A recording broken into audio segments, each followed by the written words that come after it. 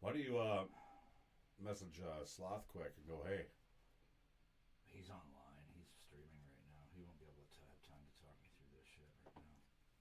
Refresh. Oh, here we go. We're live. Hello, hello. And we're live. I think. Do you want to check and just make sure that we are actually live here? We are live. Wow. That actually worked. And I've got a commercial. You got a commercial already? What? Oh, it's about hearing aids. You just fucking making fun of me? All right, there we are. Hello, hello. Yeah, I'm not too far away. No, it's not bad. You have better lighting than I do. Now, let me just see if I can get a display here. So there's nobody watching anyway. Or is there? I can't read that from here. I think the chat's going to be a challenge. Yeah, we're empty. Yeah, we're not gonna. I don't think I'm gonna Maybe get. I'll check out the chat. I'll pick up. Move the that best. mic just a bit closer to you, man. I can barely hear The you. best of the best. Okay. Speak again. Hello again. All right, that's better. That's better sound. So, what are we going to do today, Balefire? How would you like to be addressed? We're gonna talk rugby. That's why I'm here. So it's what it completely blew up my channel. I couldn't believe it. Like I really, it. I did like pop culture stuff. You know, religiously. I had the Star Wars podcast for like 7 years, and then I think it's pretty much because of Fighting Sloth. It's because of my Australian buddy. He's the one who. He did a bunch of reactions on hockey on the NHL, and they were so good. They were funny. They were really honest reactions, and I think he was the one who initially said, "Why don't you try and, you said you wanted to get into rugby. Why don't you do a rugby reaction?" So I did, and man, it blew up. I think my first video. I think I'm well over 50,000 views now. Mm-hmm. My subscribers went from 200 to. What am I at? You're at 1140 now. 1140 in what, 6 weeks, 7 weeks. Brilliant. Thanks to everyone out there who, for some reason, liked my rugby videos. Couldn't be happier about it. It's awesome. It's your personality. Yeah. No, honestly, you're a very eloquent speaker. Thanks, man. I got imposter syndrome. I think I've got imposter syndrome. Yeah, explain that there. Imposter syndrome? I think I may have actually fucked up one of our feeds. Going in, it was still recording, but let me just double check this. Yeah, I can check live too. It's more the audio. What was worried? Yeah, I think I had something set to instrument, but it's not anymore. So I did like how long's the delay on that? Yeah, no, we're good. Okay.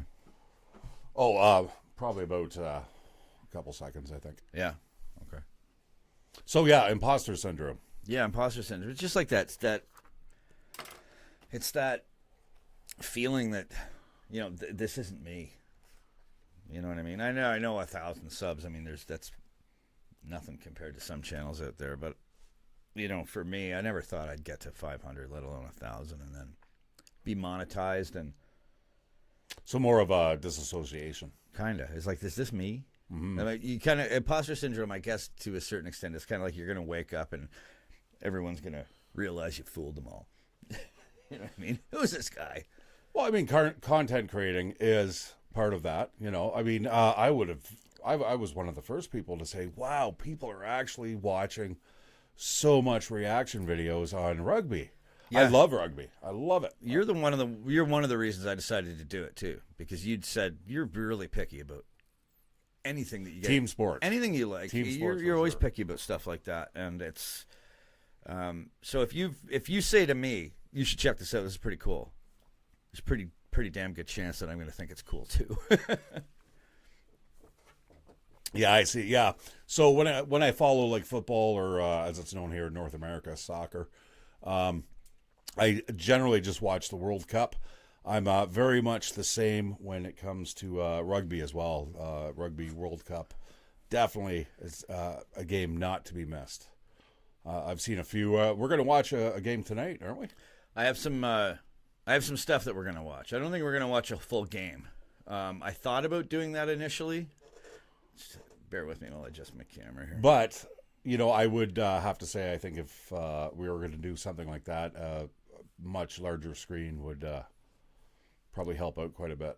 It would. We'll do it when we get a bigger monitor up here.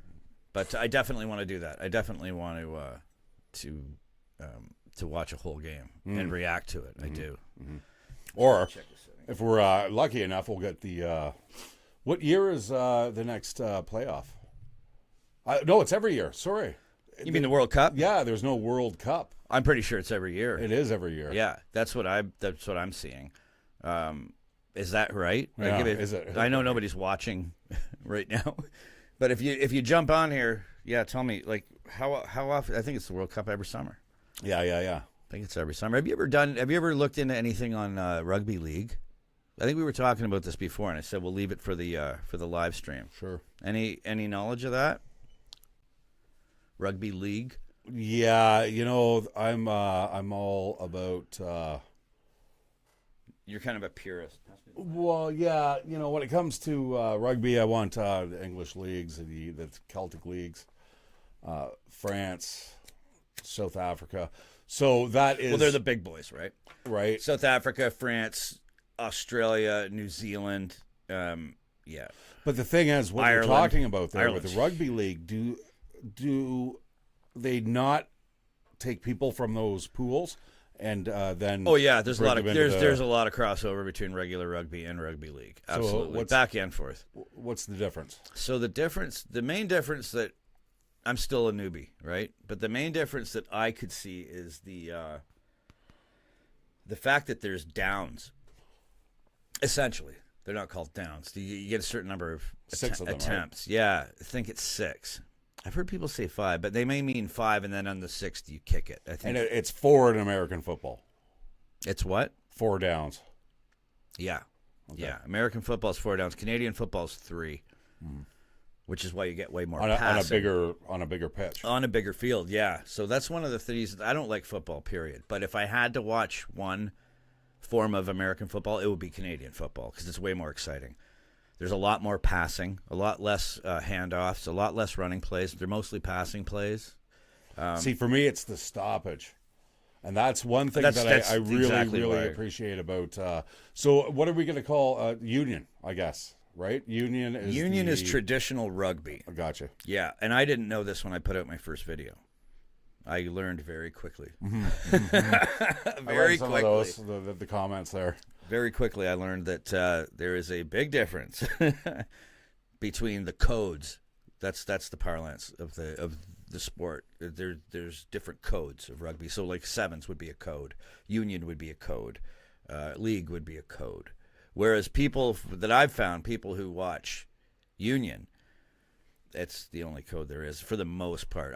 I've had a lot of commenters that have said that they watch both. They'll watch league and union, but for the most part, it's one or the other. From what I've seen, like my buddy in Australia there, I'm not gonna say his name. His handles the SAF Fighting Sloth. He just watches league, and it was funny because I started putting out union videos, and he's like, "Hey mate, you're actually teaching me about this game now," because I didn't even know much about. He didn't even know much about traditional rugby because he just grew up with rugby league, and it definitely looks. Is that the Chiefs and the Hurricanes? Yeah. Those are the teams, eh? Yeah, his team is the Storm, Melbourne Storm. Okay. There's the Eels. There's the. There's a bunch. There's a bunch of different teams, but it's just from. Correct me if I'm wrong, somebody, but it's. I think it's pretty centralized in. Is it Queensland? So that would be what, southeastern. I hope I'm getting the geography right. Southeastern Australia. It's huge there. But they do. It's not just Australia because there are rugby league leagues, I guess. I know it's played in the UK and it's played in other places, but its popularity is predominantly. Russell Crowe did a video about Rugby League. I guess they did a big expose on it in Las Vegas a few years ago. And Russell Crowe did like a trailer for Rugby League. And it was neat because he explained the game. And I'll say, whether you like Rugby League or Rugby Union, either one of them beats the fuck out of the NFL any day. Shouldn't he be saying, like, are you not entertained? Are you not entertained? It's funny, I think it was my first or second rugby video I had, it was just like a montage of clips, and this one player ran up, and they said his name, and fuck, what was his name? I can't remember, but it was very Roman. And I repeat, I looked in the camera, did he just say his name was blah, blah, blah, blah, blah, blah? And I was going to splice in that clip from Gladiator. Oh, my name is Maximus Decimus Meridius. Right, yeah. Because that's what the guy's name sounded like. Romulus. Yeah, for sure. We still got zero watchers. Oh, hey, by the way, hey, Phil. Are we still streaming? Give a shout out to you out there in the Gold Coast. I think I'm actually going to send an email out while we're doing this because I had one of my subscribers, a really nice guy. We're still going? Good. Sounds good, too. So what I'm going to do is I'm going to actually send an email out when I get a moment to, I don't know if I should say his name. I don't know if his name's in this handle, but he's one of my subscribers, and he emailed me. And he spoke to me about his son and him met Jonah Lomu, who's considered by some people to be the best ever. Certainly the most legendary that I've seen, at least in a modern era. I'm sure there's rugby players from past eras that are, I guess, more famous. But Jonah Lomu, I've never seen the NRL. Oh no, he wasn't NRL. He was Union. Union, eh? Yeah. He was an All Black. Oh, really? Yeah, he was a Maori. He's the one who I did the reaction to the funeral. Mm-hmm. Mm-hmm. It's just a tank. I think it was my first video on rugby, and I didn't even know who he was. It was just a clip of rugby, and you can see a play going down. And I think I said something like, that guy looks like a fucking savage.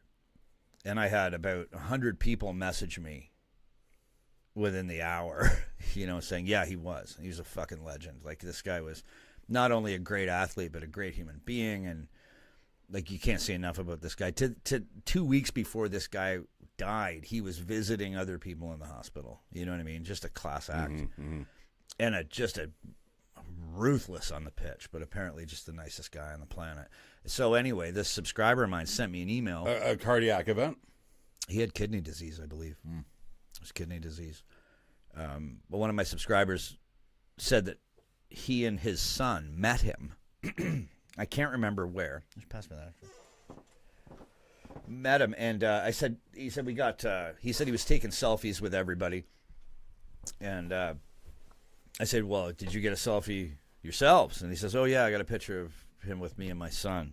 And so I asked him if he would email me the picture, and I said I'd use it in a video or on a live stream. I asked his permission, of course, and he says, yeah, please feel free. So I'm going to drop out an email to and I'll say his name. I know it's hard, eh? Yeah. How do you want to be addressed today? You can call me Pat. It doesn't matter. Right. Yeah. All right. I'm Shattered Civ, guys, or Mike, either or. Yeah, I've loved rugby from the get-go. The first time I saw it, it was just absolutely stunning and brutal. I just love the skull caps you have to wear. And, back in the day, they used to have, like, metal cleats. That's a great point, actually, because speaking of cleats, I can't remember who showed me, but it was a comparison image of soccer cleats, like football cleats, and rugby cleats. They may just call them rugby spikes. Like they were... Hobnail boots. Oh, my God. The image was just... I'm kind of terrified to go on the... to go and, like, put an image up and afraid I'm going to crash my whole stream. Right. Anybody watching... I've never done this before. I've never done a live stream before. You have a lot. I love live streaming. And you know what? We'll give the algorithm time to kick in. We'll get viewers soon. Yeah, I hope so. You know, I find sometimes when you're actually live streaming, upwards of like 4 hours before you start getting the traffic. That's crazy. And then you're driven by the traffic. Yeah. And then all of a sudden now it's like, now's not a good time to leave. I've got 60 people watching. Yeah. Yeah, that's true. That's true. Then you want to stick it out. Mm-hmm. I can't really read my screen from here. Is that somebody watching? If anyone is watching, throw something in the chat. Just throw an emoji in there. I don't care. Just throw like a thumbs up if you can see and hear us. That would be really appreciated. It'll also help me figure out whether my live chat is working. On this day, we're going to talk about rugby for the next few hours. Yeah, and I think what I'll do is, if there's chat, I'll check it out, and like I said, I'll bring up some of the more interesting questions, unless, of course, you want to answer them all. Do you see any? I'll have to refresh. All right, hang on. We're good. No, that's good. Just give me 1 second. Take the fort. Oh, there we go. Hey, Cash Money.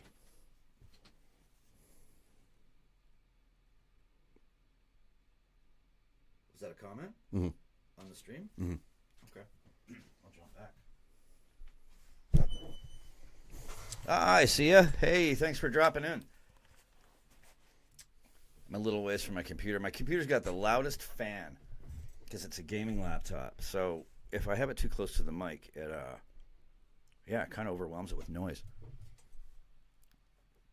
Where's my glasses? There we go. Greetings, Cash Money. Cash Money, glad to have you. Thanks very much for jumping in. Where are you at anyway? Are you in Australia? So yeah, that's why I kind of did the live stream at this time of day too, because I wanted to get Australia on sometime in the afternoon. Absolutely. Yeah, you know what I mean? Sunday watching streams is it's some of the best moments you can have. Sit down, have your lunch, have your dinner, 100%. watch your Sydney. favorite streamer. Sydney, great to have you with us. What time is it there anyway? Did I get the times right? Is it what is it? Hey, let me guess. Hang on. It's 2:30 in Sydney. I think I got that right. I think it's 14 hours. Yeah, 13, ahead. 14. Depends with the daylight savings. Yeah, for sure. So, Cash Money, do you watch Yep. Right on, thanks. Do you watch League or do you watch Union? Which code of rugby do you prefer? Because that's my first video that I did was on League, and I didn't even know there was a difference. Mm-hmm. Neither did I. And I got all these people saying, "Hey, dude, you're wrong." I even got an angry guy in South Africa kind of saying, "You're not helping rugby." You know what I mean? It's like, come on, man. It said in the reaction that it's I'm a newbie, right? And Canadian NRL. So you're NRL. So you're a league guy. Yeah, that's my buddy in Melbourne. He's a big NRL guy too. That's all he watches actually. When I started putting out my videos on Union, he actually put a few comments in my videos. Hey man, you're helping me learn about it. Like, 'cause he wasn't, he doesn't know anything about Union either. I didn't even know there was a difference. Well, I love the how each number is an actual position. It is in Union. Is that the same in League? I'm assuming it is. Know. I'm assuming you can Cash Money. Let me know what that is.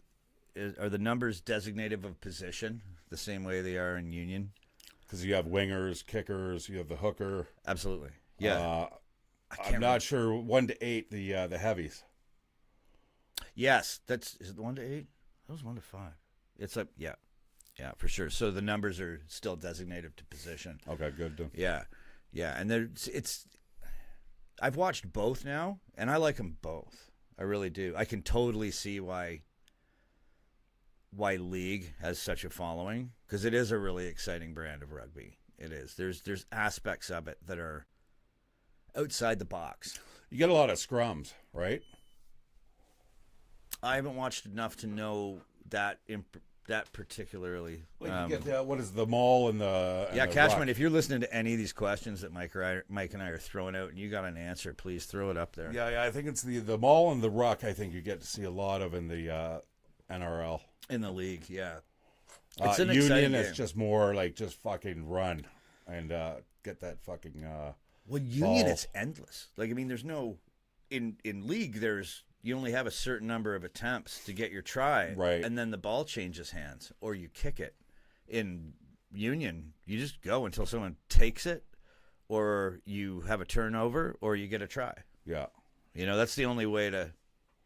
That's the only way to change the ball. Although, okay, so in league and union, if you're kicking the ball out, you get a try, your conversion attempt is always from where you got the try in both. Yeah. Yes. Yes. Okay, right. That's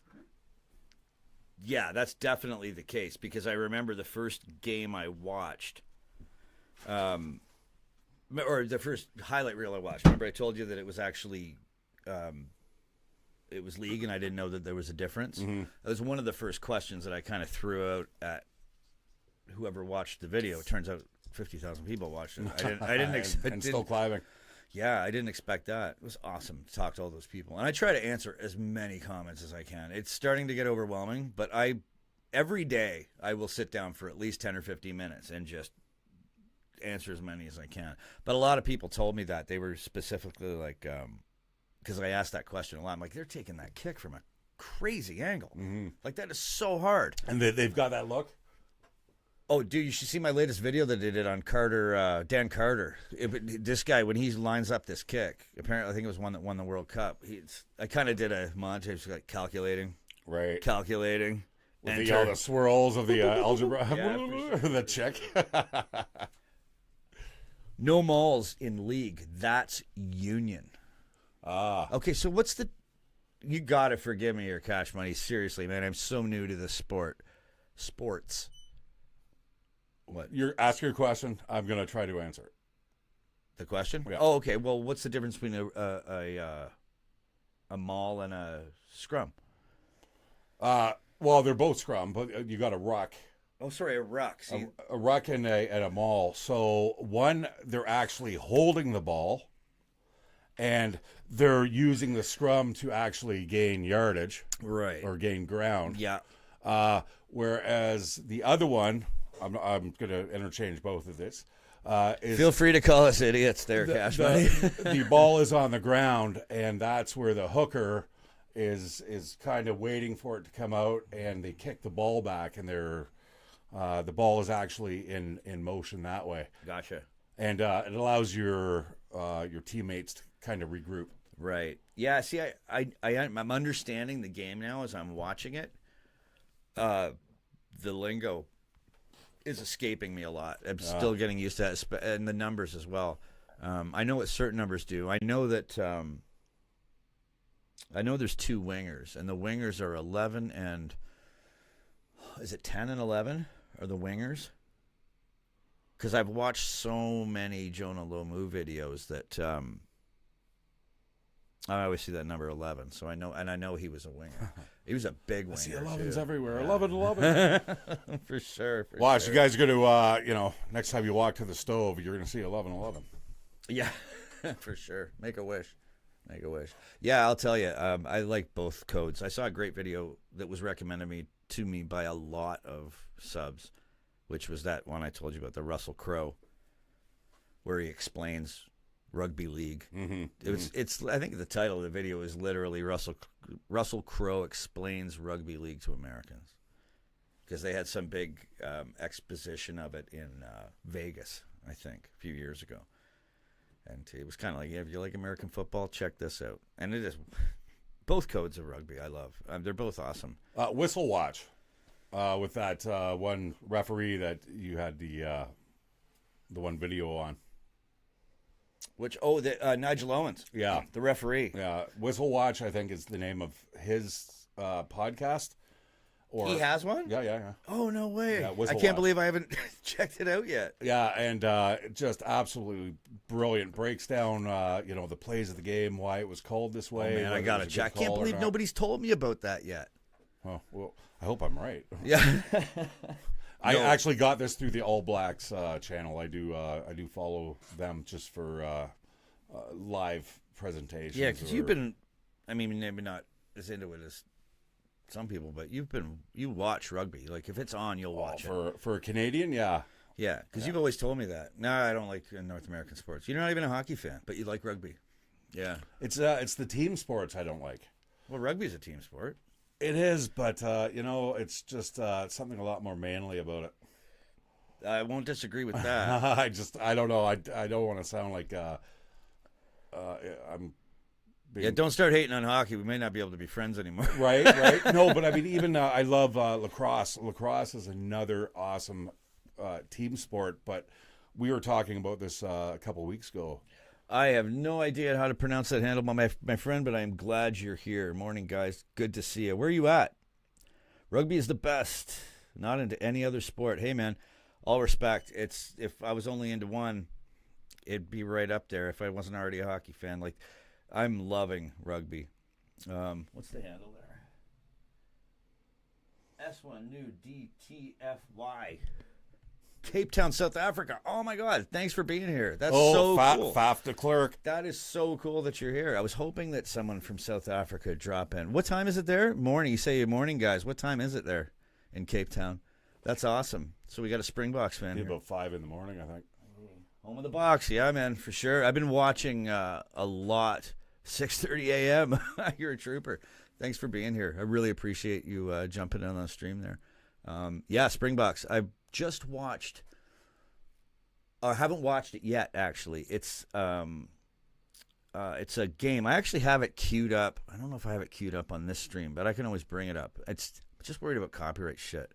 I'm not worried about playing clips from a video I've already done because I know that they're already available. But anyways, to our South African friend, I have a copy of the 1995 World Cup. Canada. It's a semifinal match. It's not the final, but it's between Canada and the Springboks.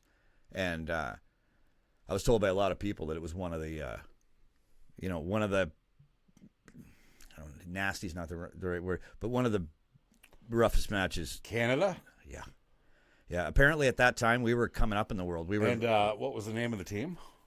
Team Canada, like the Canadian national team. I don't know if we had a name, but we got to the Springboks. We got to the semifinals against the Springboks. We had like the furry beavers. The furry beavers. That's funny. I was born in Cape Town and moved to Oz when I was 12 years old. Oh, Cash Money, no doubt. You guys got like a good coincidence going on there. Cash Money's like, that's funny. I was born in Cape Town and moved to Australia when I was 12 years old. The Battle of Boet. Oh, yeah, I don't know how to pronounce that, but I have heard that. And I have. Oh, what was the reference to that, guys? Fill me in. The Battle of Boet. Oh, how do you pronounce it? Erasmus? Yeah. Yeah, that was also born in Cape Town, now live in Josie. Canada versus South Africa. Yeah, 95 World Cup. That's I'll have to look that up. It was the name of the stadium. Oh, okay, it was the name of the stadium. All right, I didn't know that. I just saw the Battle of. I've seen that pop up a lot in the rugby that I've been watching. But yeah, that 95 World Cup, I've watched about, I don't know, 5 minutes of it. Oh, I'll watch the whole thing. I have the whole thing. I have the whole game. The quality of the video quality is not the greatest, but I don't give a shit. 480p, baby. Yeah, man. Yeah. Somebody needs to run it through a AI upscaling. Yeah, well, yeah, you might be able to. There's only so much you can do with blur. I mean, just working with photography for so long, if something's blurry, it's fucking blurry. Like the sharpening just kind of whitens up the edges. You might be able to. This one's pretty rough. I'm sure there's good 10 copies. years. Give it 10 years. I'm sure that. Anyways, what I was saying about what I like, lacrosse is another one, but we even talked about It was the first name of it was the name of the stadium. Gotcha. The too much padding. Right, it takes away from the contact sport, and all of a sudden now you've got a little ball that needs to get past a goalie that is now as wide and has as much padding as the netting itself. Right, so Are you talking about hockey? No, lacrosse. Oh, lacrosse. Right. See, the thing is, in a sport like that, when you're carrying sticks, It's fast though and It's- hard, man. Lacrosse is a lot Your more. forearms are gonna get bloody. Lacrosse is a far tougher sport than people who haven't watched it give it credit for. Mm-hmm. Yeah, if you've never watched a lacrosse game, holy shit! Like, check out like the National Lacrosse League in North America. What's the Toronto Rock and there's you watch some professional lacrosse. Absolutely. Is brutal. Yeah, guys. If you're a rugby fan, I think that's definitely your next stop. Just go check out, a beginner's guide to lacrosse. But again, the one thing I like about rugby over lacrosse is the fact that it's a running sport and it's contact, but still done in a kind of a safe manner. But still, you have opportunities for brilliant runs, brilliant passes, kicks and passes. And, it's one thing I've always thought, listen, if you've got a ball, you don't just carry it, man. You kick it, you throw it, you do whatever you need to do to get it over that line. It's funny how American football is called football, and they kick the ball so infrequently. Like 10 times in a match. Yeah, you know what I mean? Where soccer, it's what we call it in North America, I know it's a stupid name, is football. If you think about it, it's actually illegal to touch the ball with your hands unless you're a goaltender. That's football.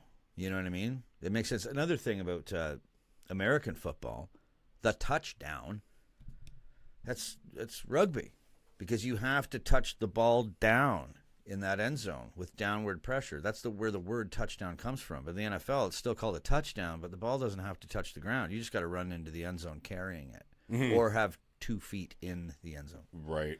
You know what I mean? So you can see those. Yeah, because the player has to make contact with the ball and the ground in rugby, right?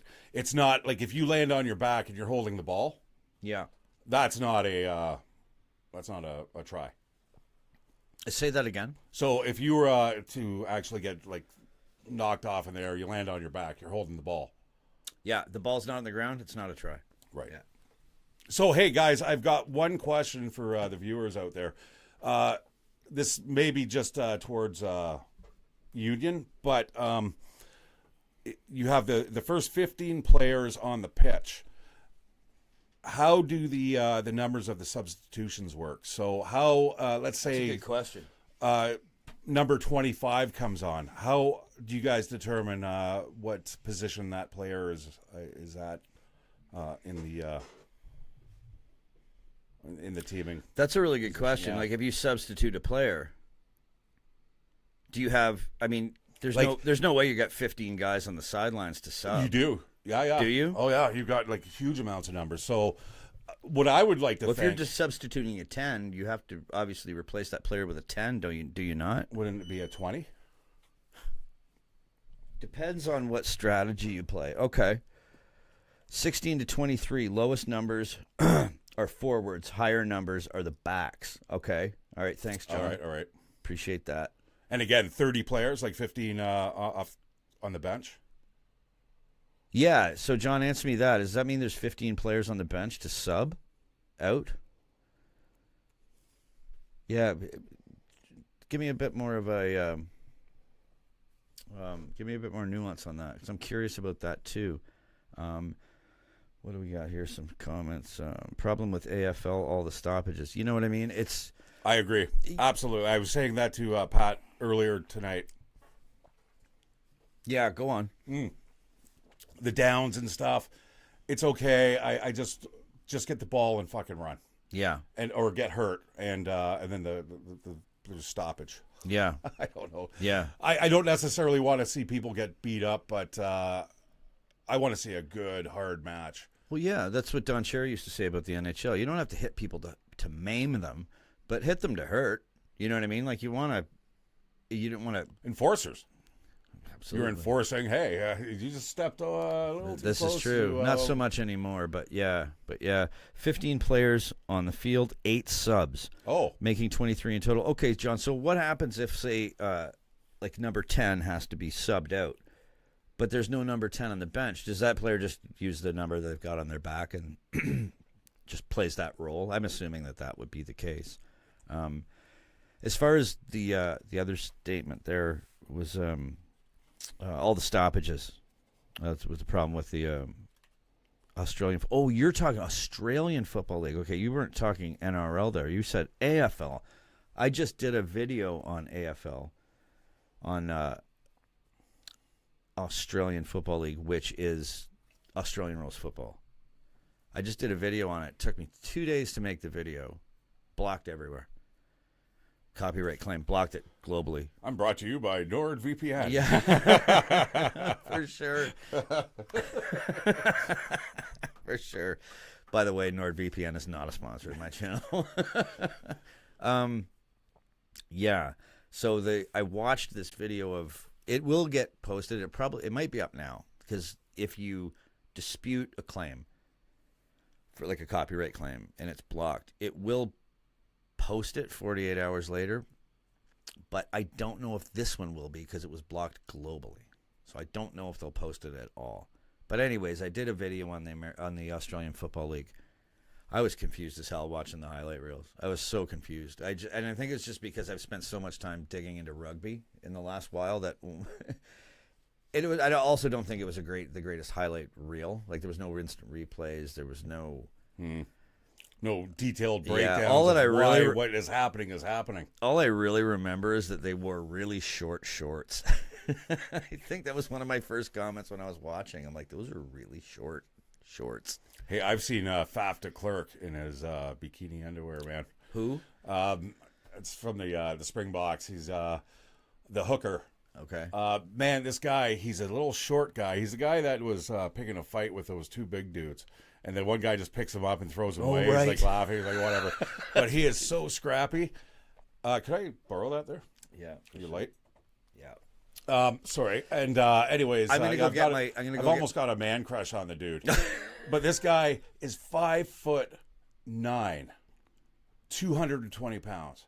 I'm ripped. I'm 6 feet, 200. Yeah. This guy has got 3 inches less than me, and his legs are, like tree trunks. Absolutely. Yeah. Impressive player. Cocky as fuck. Well, that's cool. That's nothing wrong with that. We got sub-tactics. Sub-tactics could be 3 to 5 forwards. Hang on.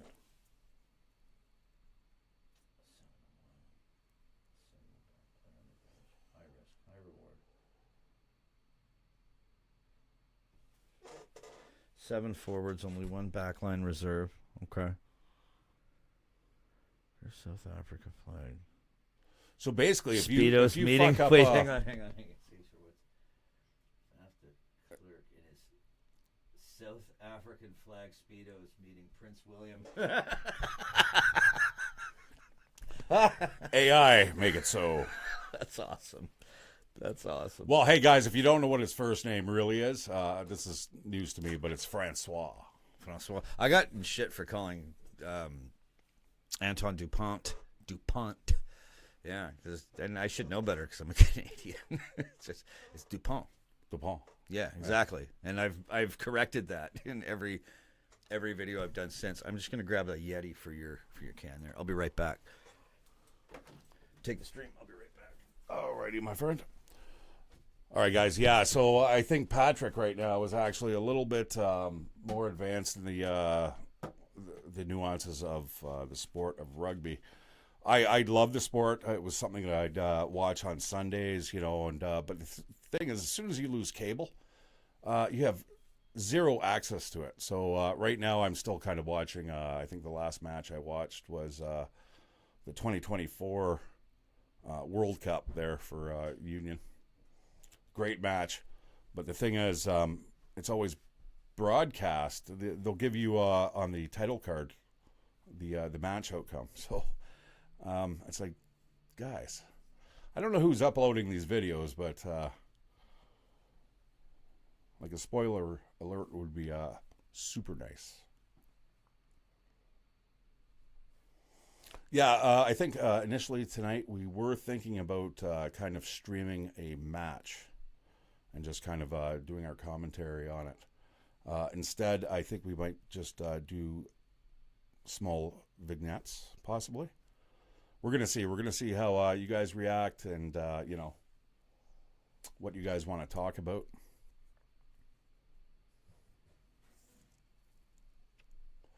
I tell you though, if I ever get a chance to go see a like a match for the world or the playoffs, absolutely.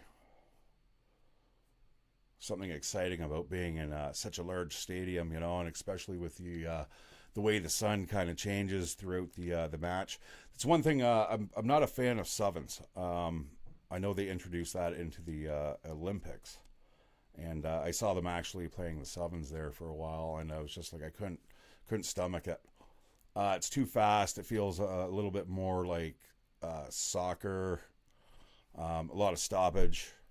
And really, I mean, the amount of time that they play, I'm just getting into the game, and all of a sudden it's over, and I'm like, oh, guys, like, what? Now, saying that, I am only really kind of following the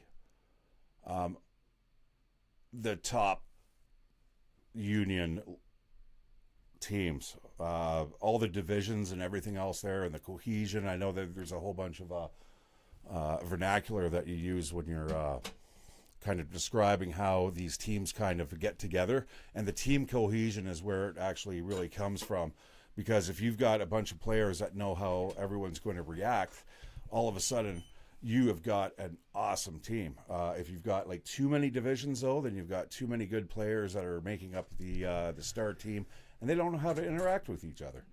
So that is something I would really like to get into. I just want to touch on a statement here by, dude, I just don't know how to pronounce that handle.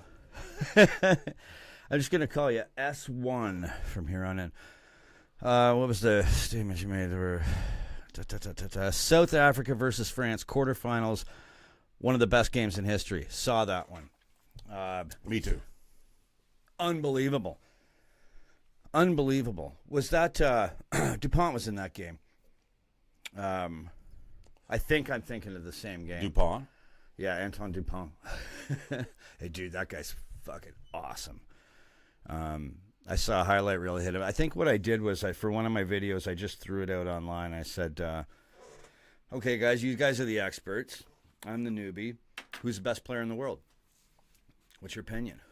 And I left it to kind of percolate. And then I went online myself. I shouldn't have. I should have just let everybody. That's kind of one of the things I like to do on my channel, is that if I react to something and I want to learn about it, I want to learn from you. I'm not going to go research it. I want to learn from other fans and create a community out of it. But anyways, when I Googled, world's best rugby player, obviously numerous names came up, but the predominant one in the first, say, 5 non-advertised Google searches was this French guy, this Antoine Dupont. And so I watched a part of one of his highlight reels, and then I reacted to it. This guy's fucking wild. So if you guys haven't been to the channel before, I put out a video recently. I think it's just titled My Favorite Rugby Clips. Of all the things I've seen so far, I kind of spliced together, I don't know, about 2.5 minutes worth of clips, and I put it up to, I think I put it up to Shoot to Thrill by AC/DC. Thought I'd use an Australian band for that one. So there's a few DuPont clips in there, but the second last and the last clip are DuPont and Jonah Lomu. And one of the DuPont clips is wild, because you can kick the ball, you can drop kick it and play, right? You can kick it through the sticks to get your points, or you can kick it ahead to somebody. So with DuPont, it's such a cool move, and I wouldn't have even noticed if it wasn't in slow motion. So he winds up like he's gonna. You're not sure if he's going for the sticks or whether he's gonna just pop it downfield for someone else. And at the last second, his foot slows down, and he just goes boop, runs through everybody, boom, catches his own pass. And I was like, I've had a few commenters on the channel say things like, and I can relate to this from other sports like hockey, that rugby IQ. His IQ of the game. It's kind of like a Gretzky thing. He's always thinking, he's one of those players that he's thinking 2 steps ahead, 3 steps ahead of where everybody else is. It's like a high-speed chess match going on in his head, and he's always 2 or 3 moves ahead. Anyway, Although his record has now been taken away apparently. what record? For the most goals. It was actually beat, I think, last week. Who? Like Dupont? Gretzky. Gretzky, yeah. sorry. Sorry, I thought you were talking about rugby. Yeah, Gretzky. Yeah, Ovechkin passed him in goals. Yeah, he'll never touch any of his other records. So. And he's still going, right? Yeah, he's getting up there though. I don't think he has. Close, eh? I don't think he has much left. I think if Washington won the Cup this year, I guarantee Ovechkin would retire. Yeah, that's the thing about Wayne Gretzky is though Gretzky has a record that no one will ever break, which is the record for having the most records, literally. You know, the guy holds like 141 NHL records. I think the closest is 4, Really, or 5. that's incredible. Yeah, So fortunate to watch. yeah, You know, I'm glad to have seen actually him on the ice. yeah. Like him and Lemieux have so many points. You take away Bobby Orr, like points per game average. You take away Bobby Orr, Mario Lemieux, and Wayne Gretzky. The closest person to those guys in points is like retired and like 1,000 away. You know what I mean? Gretzky had like 3 or 4 200-point seasons. Anyway, Yeah, that's hockey. yeah. We digress. Yeah, I digress. I'm going to stick back to rugby on this one. I put too much. I throw out some hockey clips in my rugby videos because my original videos were titled "Hockey Fan Reacts." Because I do see a lot of parallels between the game of hockey and the game of rugby. Not so much in the way that the gameplay itself, but in the culture, the code. I've talked about that on my, and I'm not talking about like codes like League and Union. I'm talking rugby is a sport like hockey that has a code. Rules that aren't broken, you know. Certain people, in fact, in some way I'd say rugby's code is a bit more, at least nowadays, maybe a bit more solid than hockey's is, specifically how you can talk to the refs. That Nigel Owen video has really changed my, like I'm like, we need officials like this In the courtrooms. in every sport. In the courtrooms. In every sport. Yeah, the Nigel Owens video was my favorite one. Is like when he's like, I don't think we've met before. I'm the referee on this field, not you. You know, if I see you doing this again, you know you're going to be penalized for it. This is not soccer. Obviously, we're having a wonderful game of rugby here. Let's not ruin it. And another thing I noticed about rugby players and referees, they call them sir, and that's cool. You know what I mean? Like if you're raised to, especially in a sport that could be that aggressive and borderline violent, I think hockey falls a little over the edge in that because you're carrying sticks. And I had a rugby fan tell me, And blades. and blades. Yeah, speaking of this is Although you've got spikes in rugby. what? Yeah, that ain't like a razor blade though. That ain't like a razor blade because I this is. To your point, People have been scalped, though. people have had their throats cut. Absolutely. Yeah. More times than scalping, I'm sure. Yeah. You see that red blood pouring over the white ice. It's horrific. It's a thing to see. It's happened 3 times in my lifetime. 3 times that I can remember where I think the first 2 times it was a goalie and then it was a player. There's a guy Literally. in England not too long ago, I think. Yeah, but last that year. was a deliberate attack. Oh, really? Yeah, the ones that I'm talking about were accidental. Oh, yeah, the one in England? The Oh. hockey guy? Oh, yeah. Oh, dude, he sidekicked him. He kicked him. Like the guy was coming in for a body check in hockey, and he literally... Did the karate. It was Muay literally- Thai? It was literally like, up, boom. Wow. Yeah, and he got him right, and I can't remember where he got it, but he killed him. He killed him. Yeah. Yeah, that's fucked up. Yeah, so when was the last time somebody died on a rugby pitch? Probably never. I don't know, guys. Has anyone ever died on a rugby pitch? I'm sure it's happened at some point in history. Yeah, if anybody knows the answer to that, you know, please let me know. Respect is a core component in rugby. Thanks, John. Yeah, 100%. That's one of the things that I that I really love about it. It's a core proponent of hockey too, of ice hockey. It really is, and you can tell that by the end of it. We're in the Stanley Cup playoffs right now, and you can see 2 teams, and those series are best of 7, and you got to win 4 of them to win the cup. These teams beat the shit out of each other for sometimes up to 7 games. Some nasty stuff back and forth. But invariably, at the end of that series, no matter who wins, the lineup and the handshakes and all these guys that were going at each other like gangbusters during that series, they're playing golf together in the summertime. They're hanging out. They're, it's left at the gate. It's left at when you leave the ice, which in rugby I imagine it is too. It's left on the pitch. Is that proper parlance? Like for rugby, it's a pitch? As far as I know, yeah. Yeah. Am I correct in that, guys? The thing that I'm terrified most I know in England it's a pitch. Yeah. I mean, even on the football fields. Yeah, but I hate making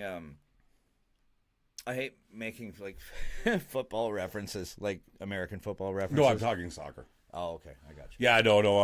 I've got a European background, so it's football. It's never soccer for me. See, that's the thing, and I've had people say on the channel, just stop calling it soccer. It's football. And I'm like, yeah, but you got to remember where I am. Yeah, it gets confusing. Yeah, 100%. I'm in North America. Like nobody watches soccer here. Nobody. Well, that's not true. MLS is actually pretty big now. Right, but compared to football, like it's not. It's a distant fifth. Like when it was the last time you actually saw like a match from Toronto. Yeah, it's a distant fifth here. Now there's football stadiums though. You could go right to Toronto and watch. What's Toronto's team? It's just Toronto FC. Is it? Yeah. It's just called Toronto FC. Yeah. Keep it simple, eh? Yeah. Toronto FC. Just make sure I'm still up there. Okay, we're still broadcasting good here. Yeah, Toronto FC. Some of them have names. The ones that I find really funny are when they'll have like a team like was it Salt Lake City? No, it was Utah. Was it Salt Lake City? I can't remember what city it was, but they opened it with Real. Mormons. No, but they opened it with Real, like it was like Real Salt Lake, like they kind of have in Europe. It's like Royal Salt Lake, really, like just because they it's a prefix for for teams in Europe doesn't mean it fits in North America. Mm-hmm. You know what I mean? I do kind of respect the just the city. No mascot, no nothing, just like Liverpool FC. The closest thing they got to a mascot is the Liverbird, which my brother just got an amazing tattoo of. Awesome tattoo. I wonder if I have it on the computer. I could actually show you guys. Are there any of you out there that are actually, not that we're going to get off on a tangent on this, I promise we won't, but how many of you out there are football fans? What, soccer? Soccer. Yeah, American football I've never liked. Too many stops. You never get into it. Too many starts. I had my one friend tell me one time, he said, how can you not like like football? He just calls it football. How can you not like the NFL? It's like chess.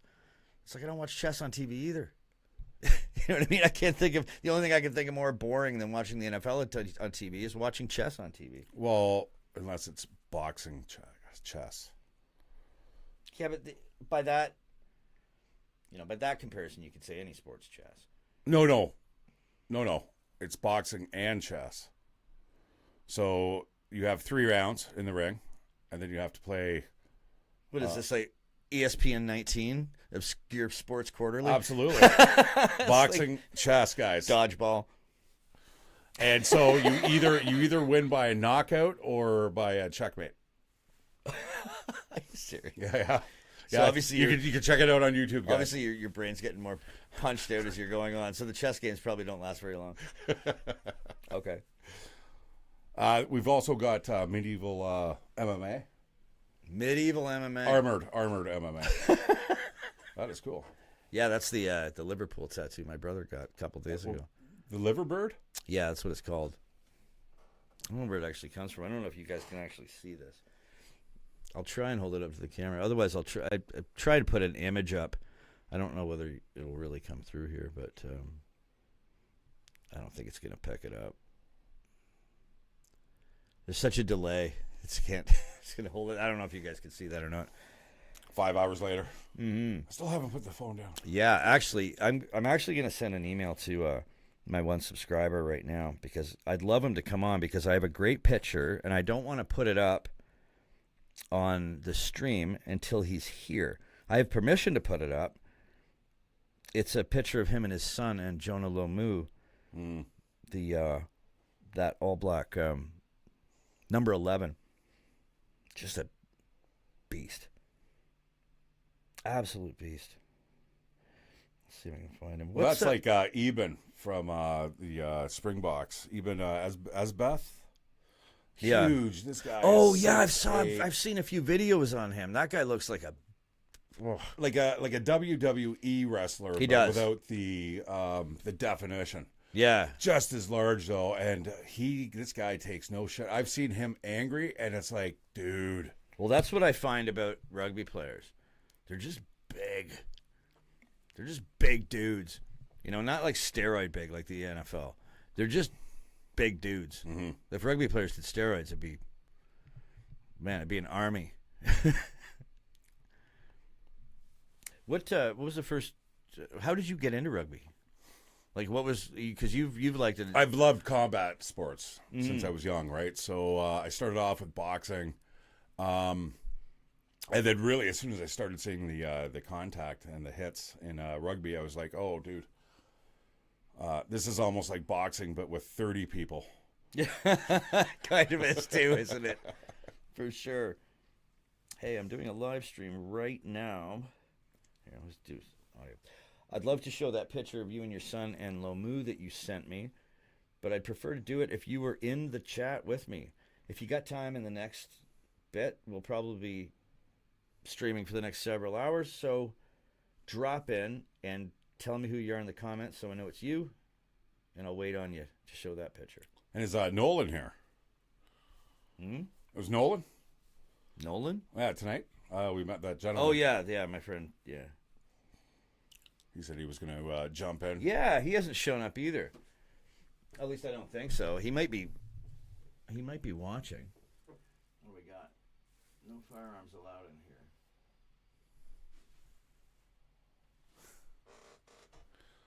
Can you see that? Oh, I guess you can. Put the chop away. Yeah, I probably should have moved that.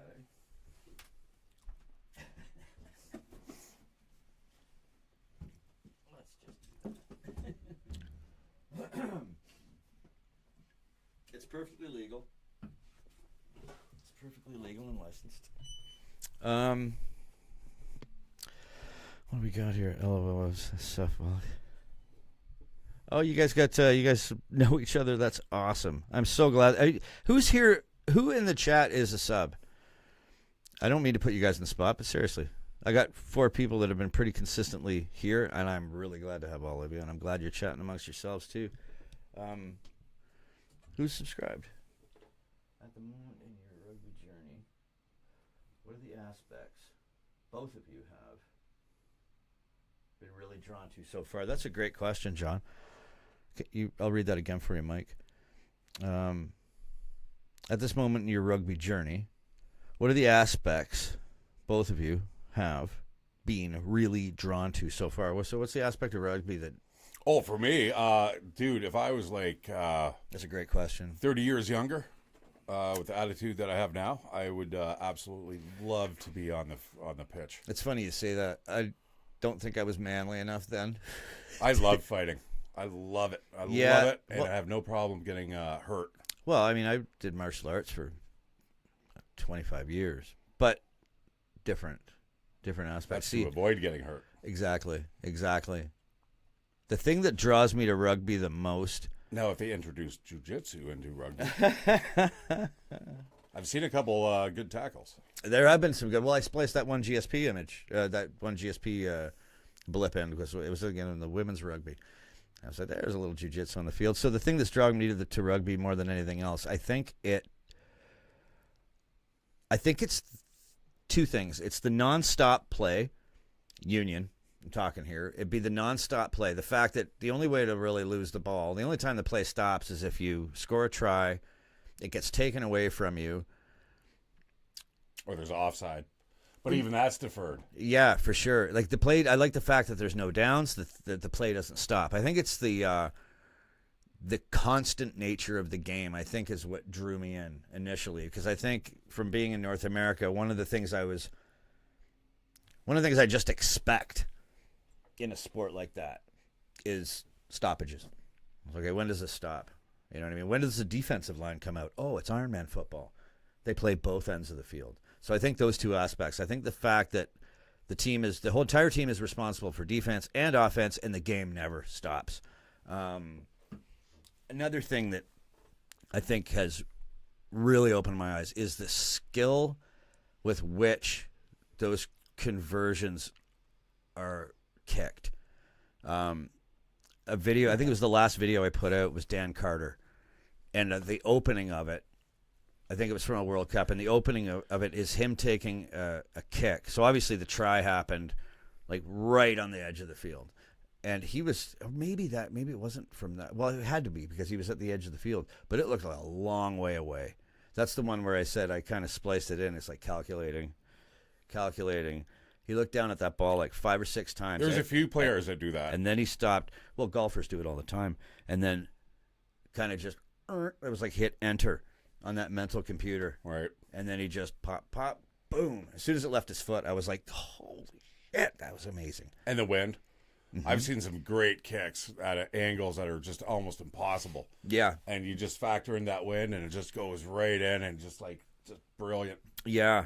One question I had from the Aussie Rules Football video I did that was blocked globally. NordVPN. Well, there was a play where some guy got forced off the field. Crazy looking field. It's like round or oval. And the guy came, it's crazy. It's like a giant oval. And the guy came up to him and literally popped him in the side of the head with the ball. You know what I mean? Like they kind of came together and he was like, here, take this. I want to see this. Yeah, I'll show it to you. But then again, I was like, okay, well, how heavy was that ball? Because I saw it from a different angle. You know, I want to know what does a rugby ball weigh? I know it's kind of an odd question, but it is significant to how. What is it, Wilson? I think is that the brand, the manufacturer, Wilson? I don't know. There's probably a ton of manufacturers if you're going into a rugby country.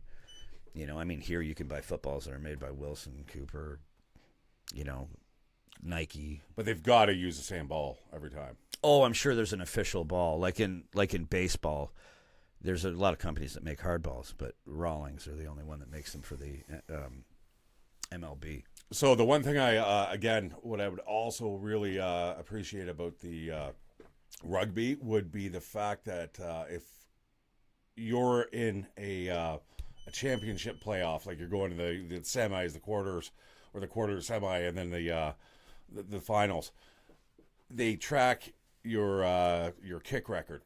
You know, if you're trying to make a conversion, right? Always, of course. Like, well, 68%.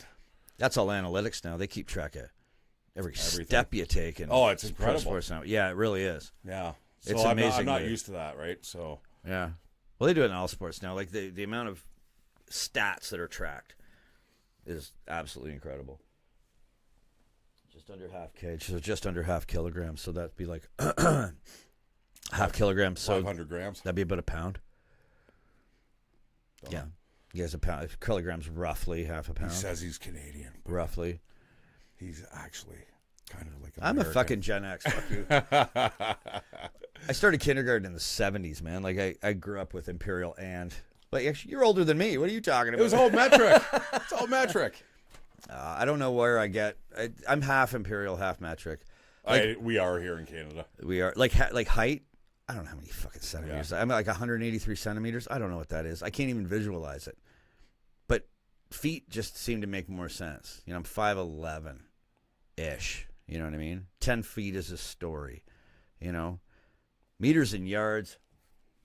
You know, within 5 or 6, it really doesn't mean anything. But once you get out to 1,000, it makes a big difference. Yeah, for sure. Wow, we missed the moon. Yeah, it's like missing your compass bearing by like half a degree. Right. It doesn't matter if you're 500 yards away, but if you're 30 miles, you can have a long walk. So just under half a kilogram, yeah. At the moment in your rugby journey, yeah.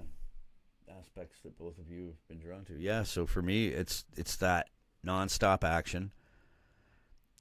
I wish I just could go back. Like, I do too. I'd totally fucking be there. I've said it a few times on my channel. Like, I wish I'd gotten into this sport when I was 15. Well, you know what happened to me? So I was like 8 years old. I was pretty good at athletics, sports. You know, I could knock the ball out of the park, ambidextrous. But playing soccer or football, I ended up getting the ball in the face, and that was it. I was just like, I don't want to do this anymore. Did you get gun shy? Well, my glasses broke, and I was like, fuck this. Was it kind of like a gun shy thing? Like you were nervous to get back on the pitch?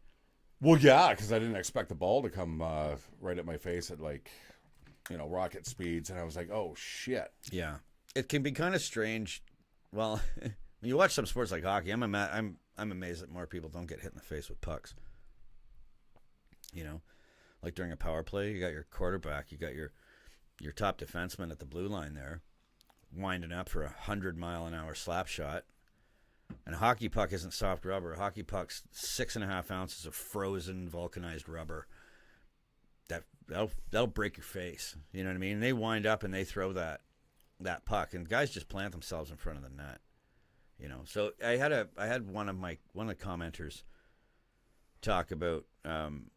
He took a bit of a shot at hockey, so I had to put him down. It was take him around back. One of the things I like about rugby is its parallels to hockey.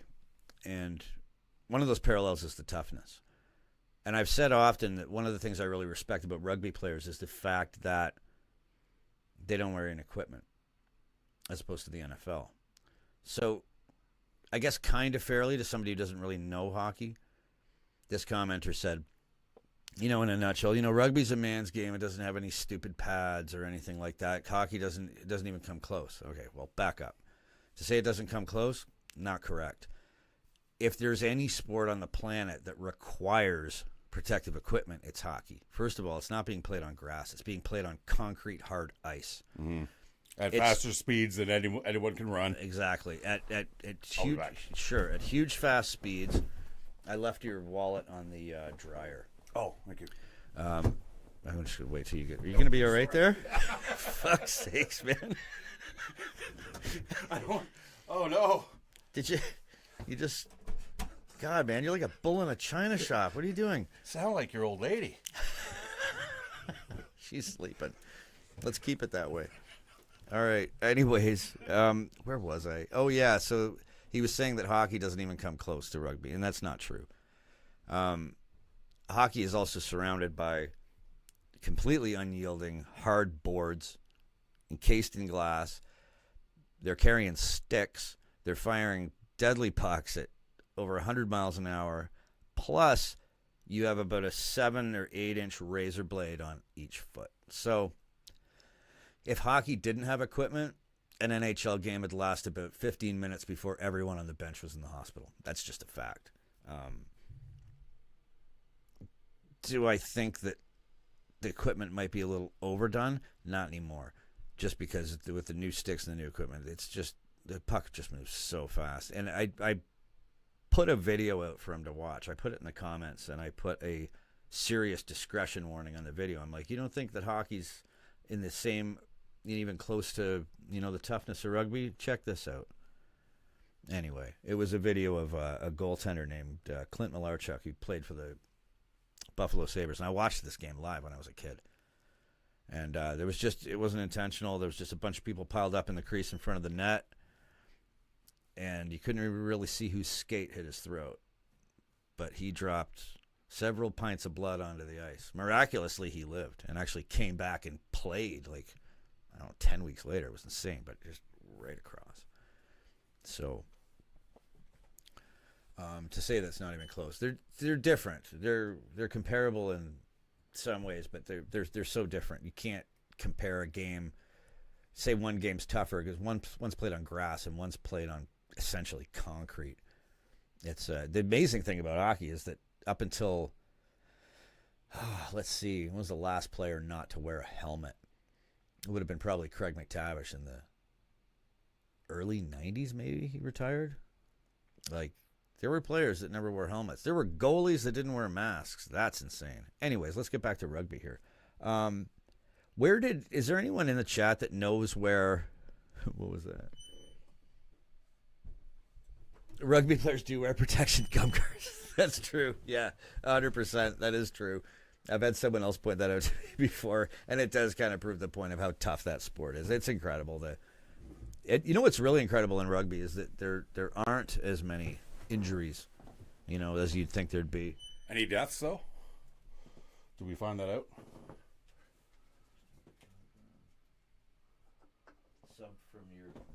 Oh, S1, you subbed for my first rugby video. I didn't even see that comment. Thank you so much.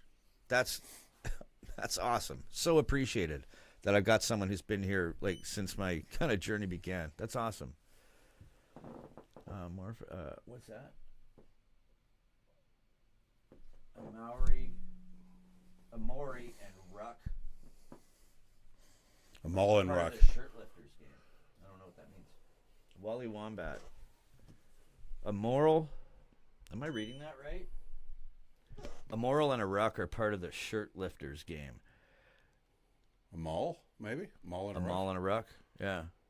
A Maul and a Ruck are part of the shirtlifters game? I'm not sure. I don't understand the parlance yet. Yeah, I'm stupid with some of this stuff, so I don't know where you're coming from on that one. A shirt lifter. Yeah.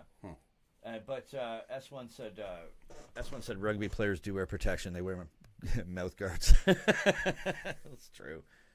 I think that's the only thing you have to wear. It's probably the only thing you maybe have to wear. Yeah, they don't wear shin pads. You can see some of them with the headpieces to protect their ears. The That's caps, totally understandable. Yeah. You get cauliflower ear. Especially depending on what position you're in, too.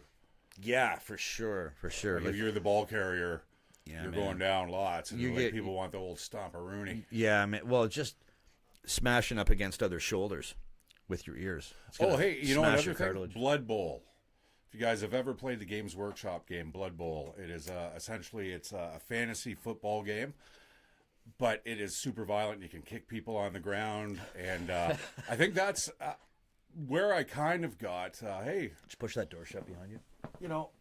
Is this what rugby's about? And so I started watching it because of the Blood Bowl actually as well. I like my contact sports. Oh, me too.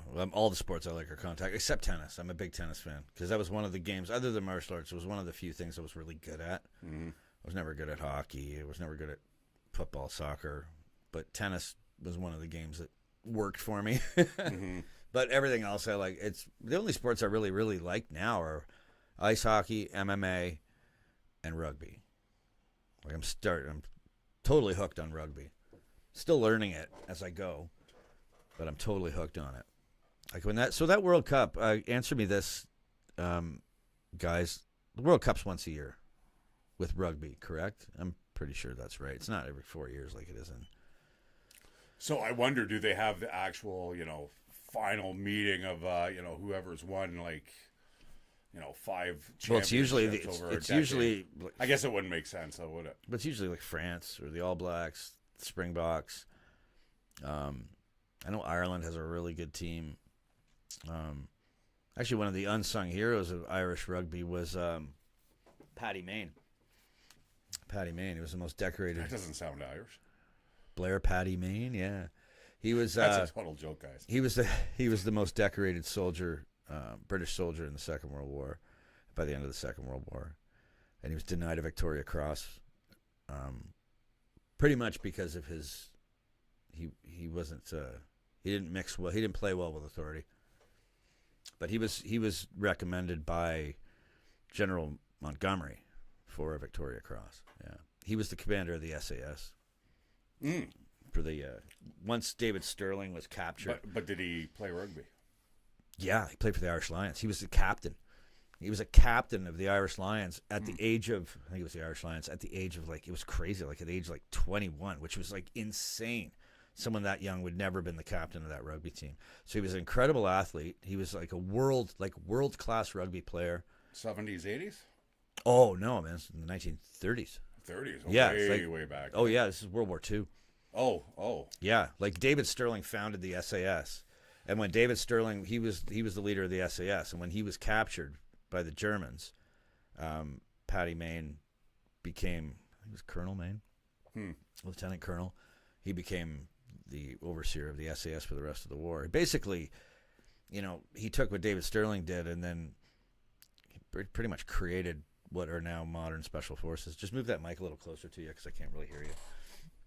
That's better. Well, yeah, it's interesting there. I follow a lot of special ops and stuff, and UDTs. Back before the Navy SEALs were actually formed and stuff like that. It's kind of interesting. Well, Australia's got a hell of an SAS too. So does New Zealand. They pretty much follow the same pattern as the Brits. Yeah. My Uncle Jerv was SAS back in the. He's gone now, but that would have been back in the 60s. Like he would have been in. Was it Borneo? Yeah. Anyways, getting off track. But yeah, has anyone ever died? There was a question that Mike put out, a little 1938 British Lions tour. Thank you very much for clarifying that. Really appreciate that. British Lions, eh? Yeah, SAS Paddy. Yeah, he played for Ireland against South Africa back in the day. No shit. Thanks for clarifying that for me, because I'm actually just I've just finished reading a book series on the SAS by a British author, Damian Lewis, and he got access to Paddy Mayne's war chest that he brought home from World War II. He's the first author. There's been lots of books about Paddy Mayne, but he's the first guy that was actually given permission to go through his war chest, all his diaries, everything he wrote, everything he brought back from the Second World War. And the second last book was called Forged in Hell, and then the last book is called Daggers Drawn, and it culminates with what they said was Paddy Mayne's, although there were probably several, the act of valor that he was recommended for the Victoria Cross for. But yeah, thanks for clarifying that for me. I wish there was video from back then. There probably is, for some grainy black and white stuff, if any. Once every 4 years. So the Rugby World Cup is every 4 years? Because the last one was what, 2023? Yeah, but I've seen things that go from 23 to 2024, and it says it's a World Cup. I thought so too.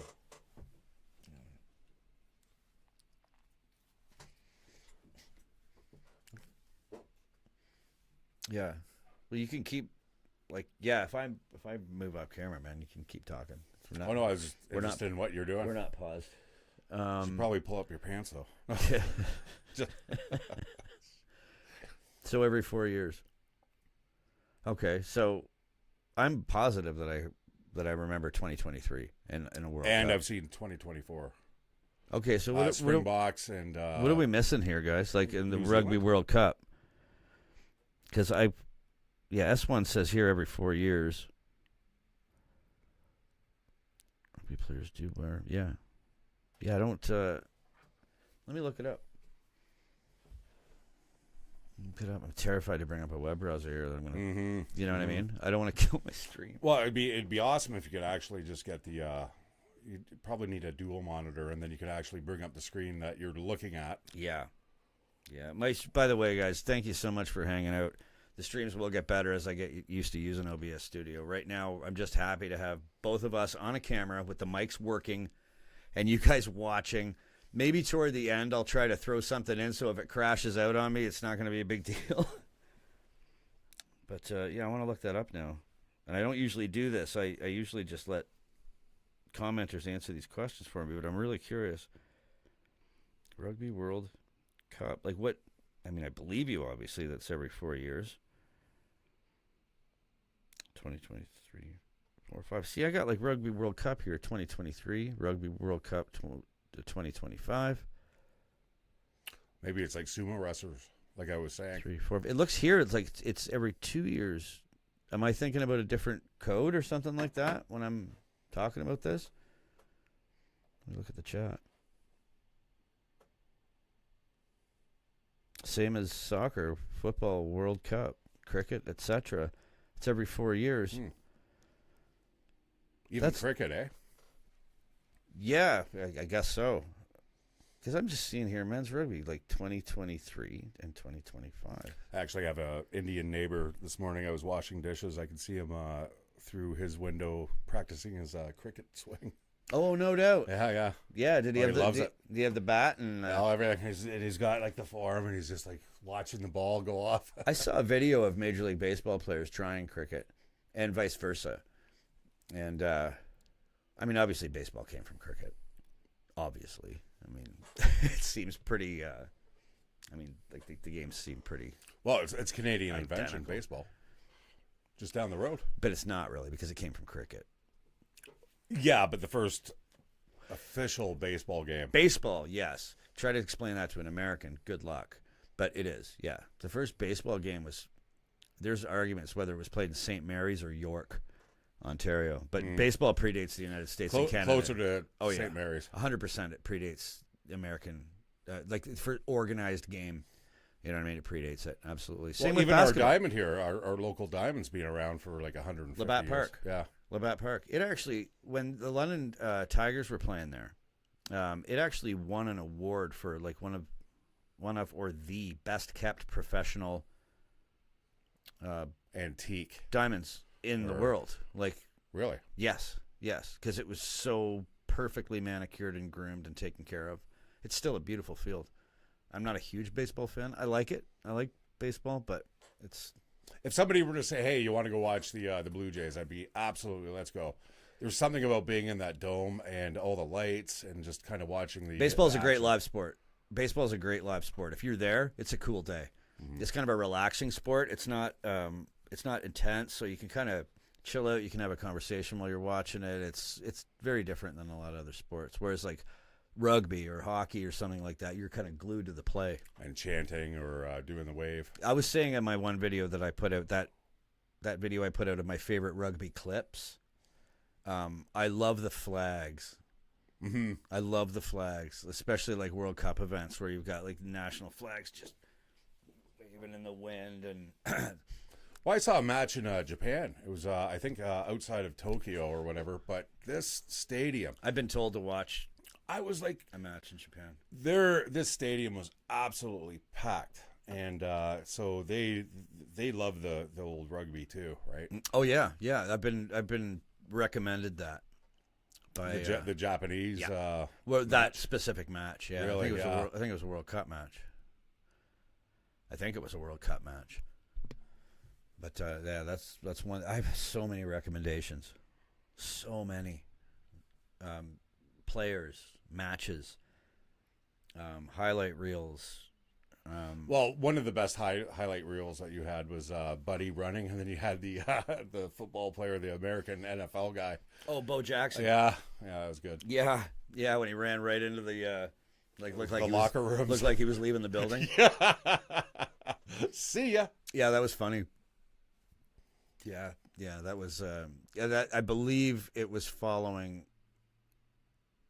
Was it Jonah Lomu? Was it one of his runs?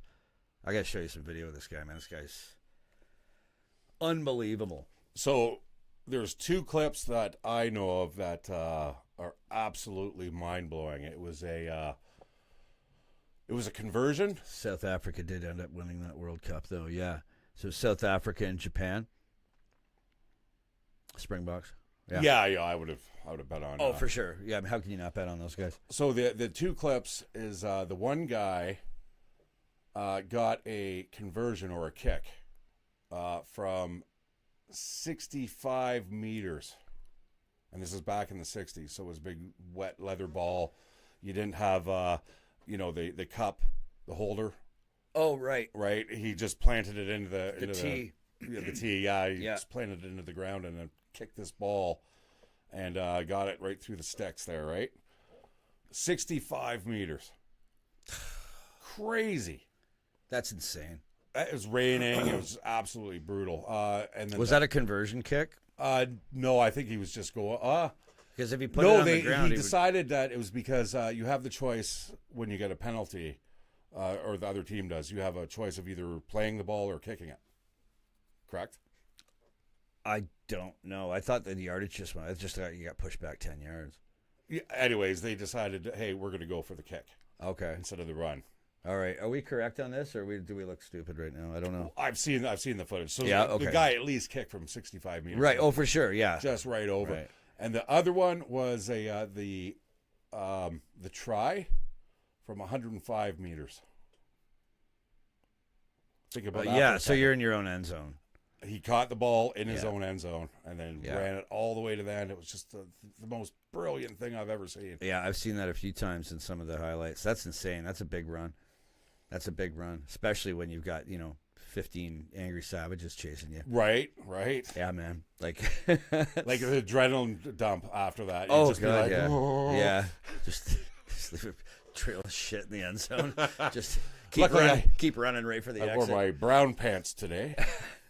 Well, that's what I said when I did my first Union video.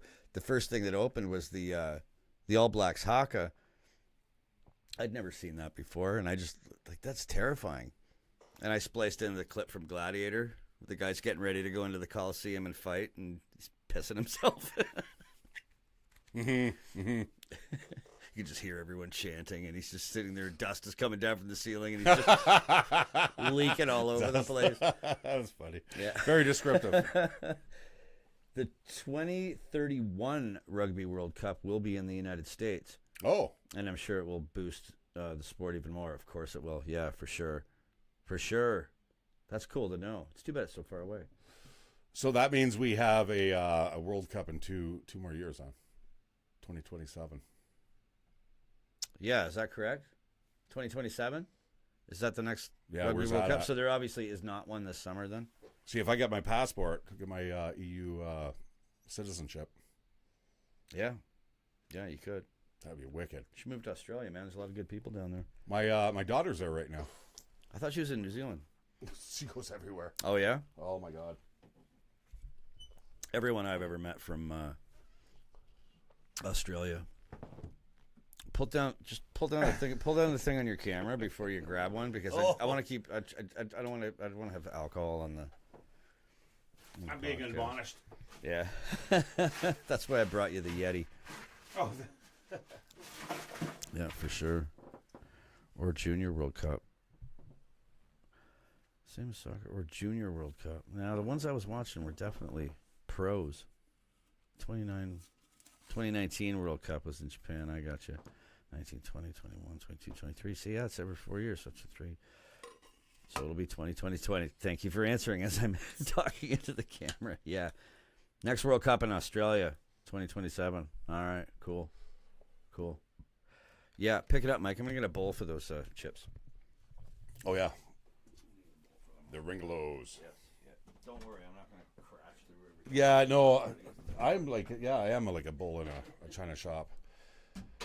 Although as I get a little older, guys, I can't. I have to live vicariously through watching rugby. I wish I could play it. I really, really do.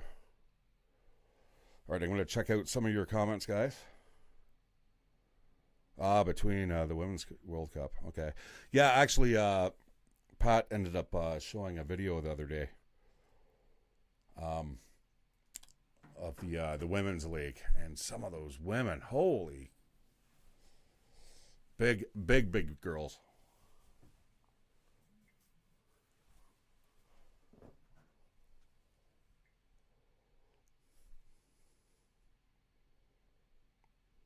Oh, geez. I got my my roommate, guys. She's one of the reasons I love streaming. I run a small game channel, but I was absolutely floored by the reaction that you guys have given Balefire with the reaction videos. And I'm telling them, I'm like, dude, there's a couple other genres that I think you should really do, and I would love to do them myself. I don't have the hardware. But, yeah, rugby. You guys are just absolutely crazy for it down south. I'd love to be there. I heard you guys down in Australia just had an election. Same with us here in Canada.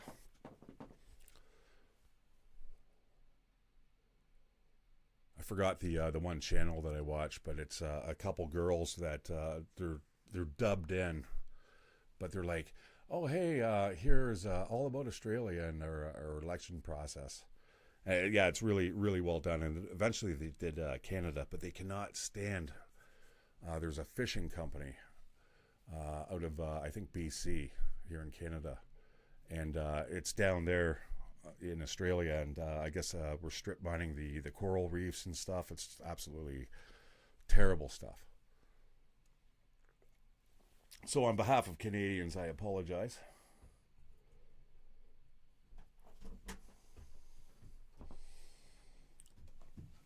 Hello, hello. Hello, hello. Sorry about the obstacle course. It's all right. There's not a lot of room in this office. I'll have to crack that obstacle later. Wow. I'm looking at a Dreamcast sample desk here by the looks of it. The generator. Yeah, my Sega Dreamcast. Tomb Raider. Hey, are there any good rugby video games? That's what I want to know. Yeah, I was actually, because I actually already know. Totally. I want to know how good it is. Because some of the NFL, some of the, maybe you're empty away from, okay, actually it can't be seen. The football games, and I'm not a fan of American football, but some of the games are really good. Like, really good. Hockey's always had a good video game. How good are the rugby video games? Because they're expensive. Like, I looked it up in the PlayStation store, like the new rugby game, the latest one. I mean, it's an $80 game. Yeah. Well, hey, how about we go back a few years and I'll buy that one and we'll play it. We should try it, and then try it online. Mm-hmm. Yeah, of course. As if it's half as fun as the like NFL 2K was, it'll be a blast. Yeah, oh yeah, yeah. And we're gonna learn more about the rules. We'll learn tons more about the rules. I wonder though, with those games, can you switch between the rules? That would be cool. Do you want to play sevens? Do you want to do?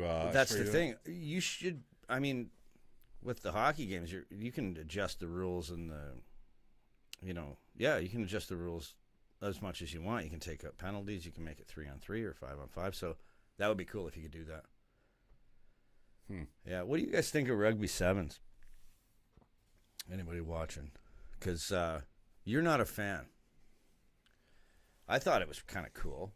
I mean, I wouldn't want to watch it all the time. I'd definitely be a bigger fan of regular rugby or even league. Mm-hmm. But well, you know my opinion.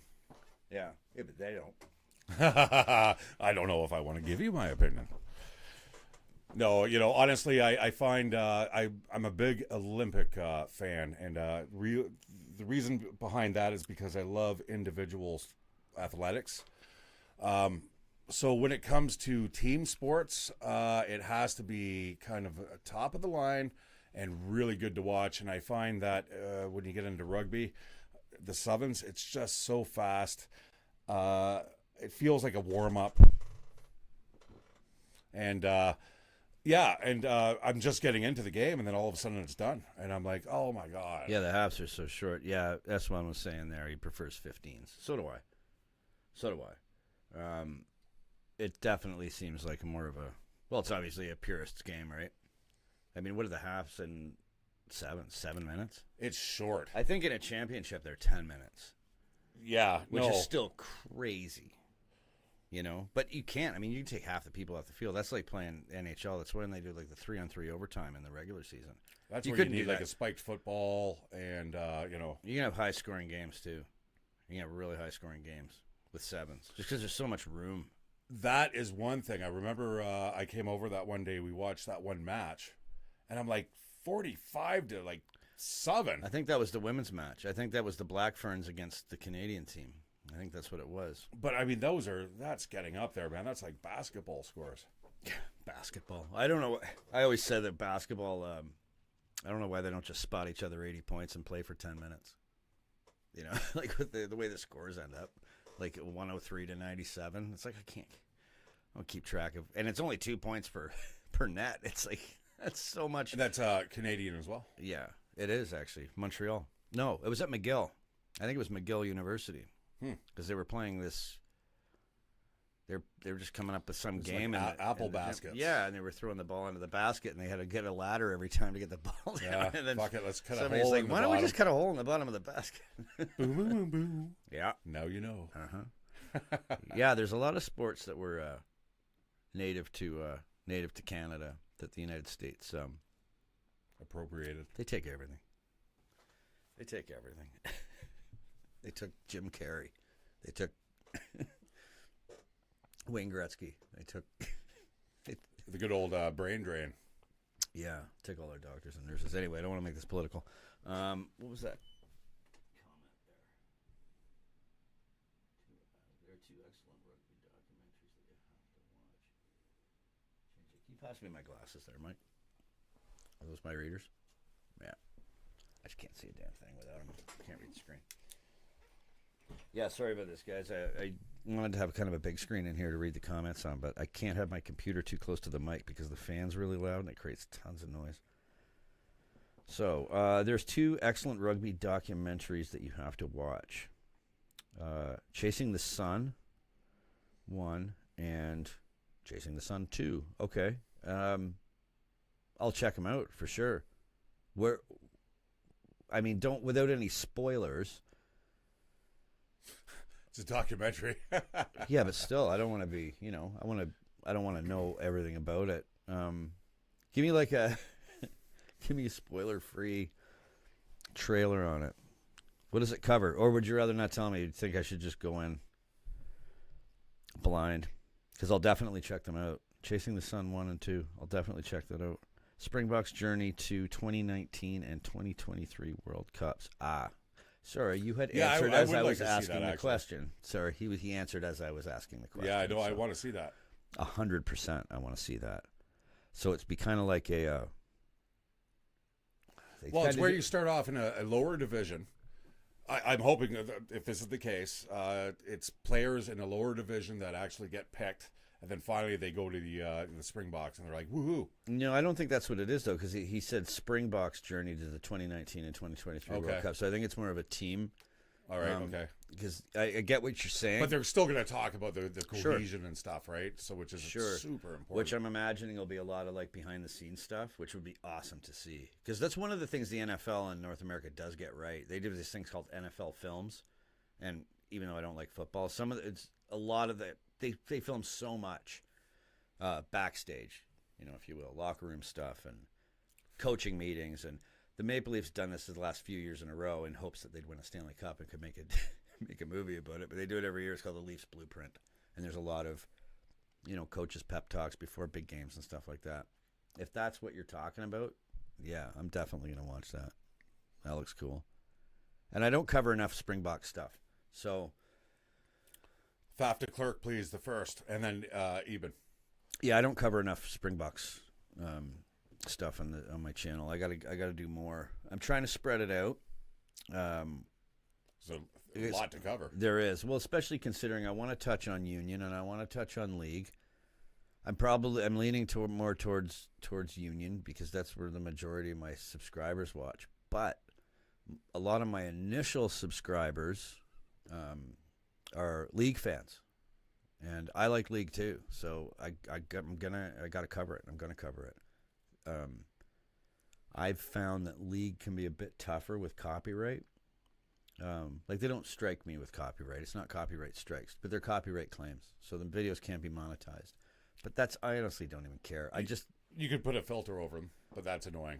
You can, and you can pull out dialogue. You can pull out an entire song if that's what's copyrighted. But in a lot of cases.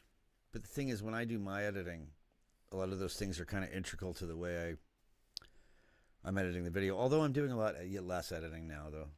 Like I said to you earlier on today, the more videos I make, the less editing I do. The less polished it needs to be. Because I watch reaction videos. And you have the assets. You have the assets. Like I said, everything that you're saving in folders and stuff that you can always bring up. Absolutely. At the click of a button, right? That's true. That's true. Because I do like to put some cutaways into my videos just to add a little levity. And, if something strikes me from something I saw in a movie that's... You're good with that. Oh, yeah. Oh, thanks. I appreciate it. I don't know if you guys have seen my Darth Vader rugby. But if you haven't, go check it out. It's just a short. It's only 22 seconds long, but it's funny. And it took me a long time to make. So if you get a chance, go check it out. Did you make a short of that? Yeah. Oh, nice. Yeah. Oh, dude, yeah, I gotta find that. Originally, I only had it as the intro to a video, and I just said, "Well, the hell with it. I'll just make it a short, publish it that way." Yeah, it worked out pretty good. The Darth Vader intro was awesome. Thanks, brother. I appreciate that. S1. Yeah, it took me a long time to make that video because I had to take piece of Return of the Jedi, I literally had to download the breathing because I had to clear the audio right out of it. The only piece of audio that was originally from the movie that's left in there is when Luke says, "I know, Father." Yeah. It's as if... I don't even know where that line comes from. Where I know, Father? Yeah, is that the... So you have... What does he say? Oh, that's right, because when he says something to him. He says, "I know, Father," and he says, "So you have accepted the truth." That's at the end of Return of the Jedi. Yeah, it's the beginning of the third act. Yeah, it's when Luke leaves and goes and meets Vader on Endor. I can't remember exactly why he says, "I know, Father." He was like, because he says, "I see you have constructed a new lightsaber." Yeah, because he still wanted to convert him, I think, back then. So that's right. Anyway, I did a Star Wars podcast for 7 years, so I can easily tangent on that. So I'm not going to. But thanks, man.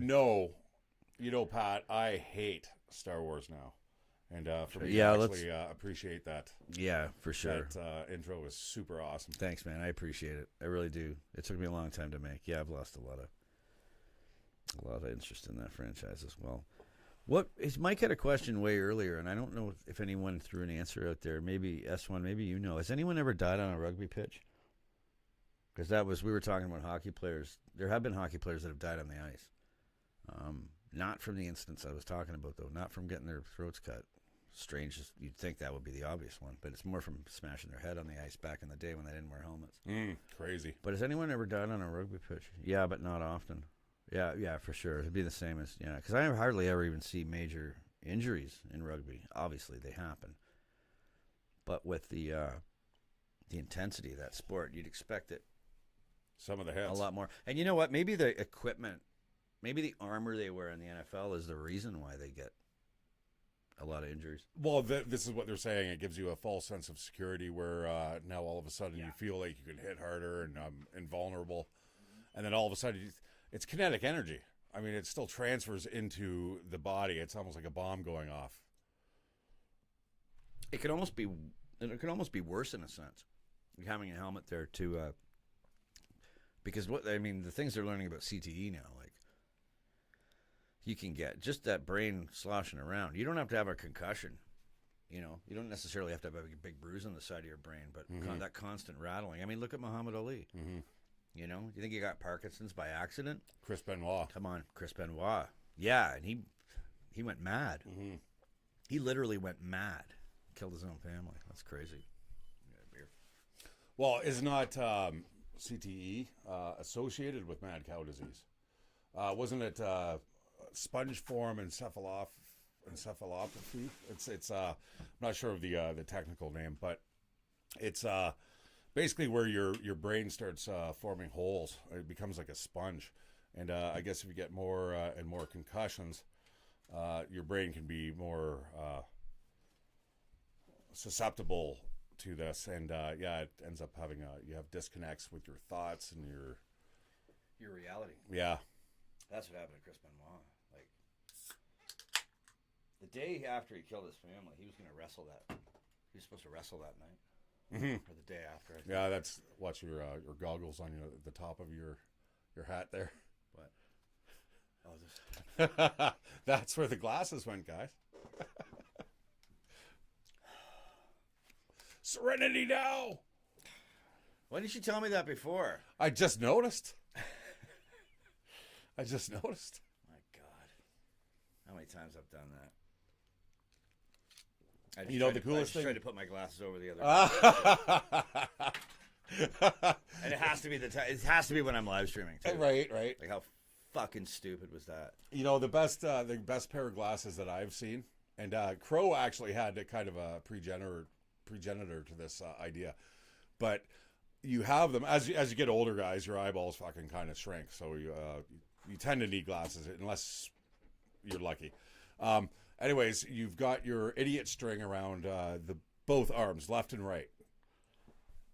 What you do is you pick them up and you attach them together with magnets, so they hang. So when you want to look, boom, you've got glasses now. So they just connect together. Yeah, and then when you take them off, boop, and then they just hang. Well, what's the difference between not having those little granny things where you can just take them and the glasses just hang at your chest? They get caught on stuff. That's true. Yeah. I haven't seen those. What we got. The problem with rugby is neurological injuries. Yeah, for sure. Many years after rugby careers. Yeah, and it's going to be the same with football and Well, how about the guy, boxers especially, right? the rugby guy that fucked off into the Outback for like 25 years? I don't want to be chewing chips on my podcast. I'm just going to kill my game for a sec. But yeah, so he ended up disappearing. I wonder. But he was actually really pretty good citizen. He ended up, I think, saving somebody. I heard about him. Yeah, he was one of the All Blacks. Hey, guys, what was that guy's name? He was, I saw a documentary on him. And he ended up saving a boy or something like that from like a flood or a fire. Yeah, he did like a walkabout. I think. Like Absolutely, the Forrest Gump. Yeah, for sure. And he wasn't just, well, if you're on the All Blacks, you're damn good. Because that's the national team, right? Mm-hmm. Yeah. Does anybody have, well, how many people? We got 3 people in the chat right now. Has any of you seen, hang on. Keith Murdoch. Keith Murdoch's the guy you're talking about. He was that Kiwi that, yeah, I remember watching that documentary. And this is before I started doing the rugby videos, too. I really didn't know anything about it, but I remember seeing that. Well, it's weird and mysterious, right? Yeah, he had a kind of a crazy journey. But you're right, like a walkabout. Mm-hmm. Yeah, he went all around Australia, and he worked in mines, I think, or something like that. Mm-hmm. Yeah, like just totally left the sporting world behind. Yeah. Yeah, there was interviews with people that played with him. I don't know enough about the story. What was I going to ask? There was something that I was actually going to ask about. Oh, yeah, I was going to say with the 3 folks that are in the chat. Oh, we got 4. Who's in there? Say hi, please. Has anyone seen the, I'm sure you guys have, Jonah Lomu's funeral? That moved me, like, powerfully. And it wasn't just because of the Hakas. It was the passion and intensity of them at this guy's funeral. Like, they were funeral Hakas. And there was, like, the school he went to, like the college, I guess, where he played. They did their own. His teammates did their own. And then there was a few other ones. And there must have been 10 or 15,000 people. Because his funeral was in the stadium where he played. And the guys, the pallbearers, were obviously teammates, carrying his casket. Like these tough as nails looking dudes. Looked somewhere between being upset and being angry, having to carry that casket. Not because they wanted to carry their friend, but you know what I mean? Camera. What about it? You're talking to everybody else. Well, I know, but we both are. That's kind of the stream I'm doing. Yeah. It was, but yeah, very, very powerful. Very powerful moment. Yeah. Has anybody seen that? The Jonah Lomu funeral? I'm sure you guys have. But that, I had to stop halfway through the video. But yeah, thanks for reminding me of the camera. I was kind of it's to the point now where I'm usually looking at one camera and it's the mic, because I was always used to the mic from live. And then the camera is right in front of you. It is, for sure. And I can't, actually, I suppose I could lean it out more, but maybe I'll do that after. But yeah, that funeral was very, very powerful. Very emotional. Yeah, 100% it was. I had to stop my video. I was halfway through doing excuse me, I didn't even call it a reaction. I even said at the beginning of the video, I'm like, I'm not reacting to this. This is someone's funeral. I just felt, it didn't feel right to say, I'm going to react to someone's funeral. It just felt disrespectful. So I said, I'm just going to watch it. I've been told if you're going to be a rugby fan, you should check this out. And I did, and wow. Yeah, it really moved me. I think the title of it, I just titled it like, it wasn't like a Canadian reacts or anything like that. I think I just put this, I said, I think I put this reaction broke me. I think is what I put. Because I didn't even want to use reaction at all, but I needed something in the thumbnail. You know what I mean? But it was, it was very, very powerful to see those, to see the intensity with which these people were mourning their friend. Plus, his wife and his kid were there, and there's this really haunting shot of the hearse driving away, and I believe it's one of his boys, who's maybe like this tall, with the number 11 on their back, which says Lomu, kind of walking after. It was really, it was very, very hard. It's hard, eh? It was heart-wrenching. It really, really was heart-wrenching. Couldn't even close the video properly. It's just like, all right, that's it, guys, gotta go. Mm-hmm. And I was totally from the heart, so. But yeah, that guy seemed to me like a legend. And like I said, he was in one of my first videos. I think it was my first rugby video. I just saw him. I didn't know who he was. I just saw him making a play, and I said, that guy looks like a fucking savage. And I got all these messages saying, yeah, he was, and he was a legend, and this is why, and you should check out this. And not only was he a great player, but he was a great person. Yeah, I've heard that too. Yeah, for sure. I don't know if my follower, my subscriber there is going to jump online. I'll save that picture. From when he's... I would too, especially if there's a child in it. Well, it's not a child. His son's fully grown. Like, okay. They're both adults. The guy I'm talking about, I think he's in his 60s, and then his son's probably in his 40s. Yeah, okay. So it's no. But he did say I could use the picture, but I'm going to wait until he has a chance to jump on maybe one of my live streams, and then I'll show the picture. So anyway, the pictures of one of my subscribers and his son, they're both adults, with Jonah Lomu. It's also early in Australia time. This so. is true. What time is it? What time is it? S1. Did you say you were in South Africa, or was it? I can't remember. I think S1's in Australia. I think you now. said you were in Sydney. Yeah, I think S1's in Sydney. Yeah. I think you said you were in Sydney. What time is it there anyway? Turn down the gain on my mic when I'm chop it away. Yeah. I did a video once, and I took a bite of chips in there, and I was like, "Oh, that's awful. I can't. Oh, yeah, I can't publish that. Nowhere. Future Pat, take this out. No way. What do we got? 8 a.m. 8 a.m. 8. What?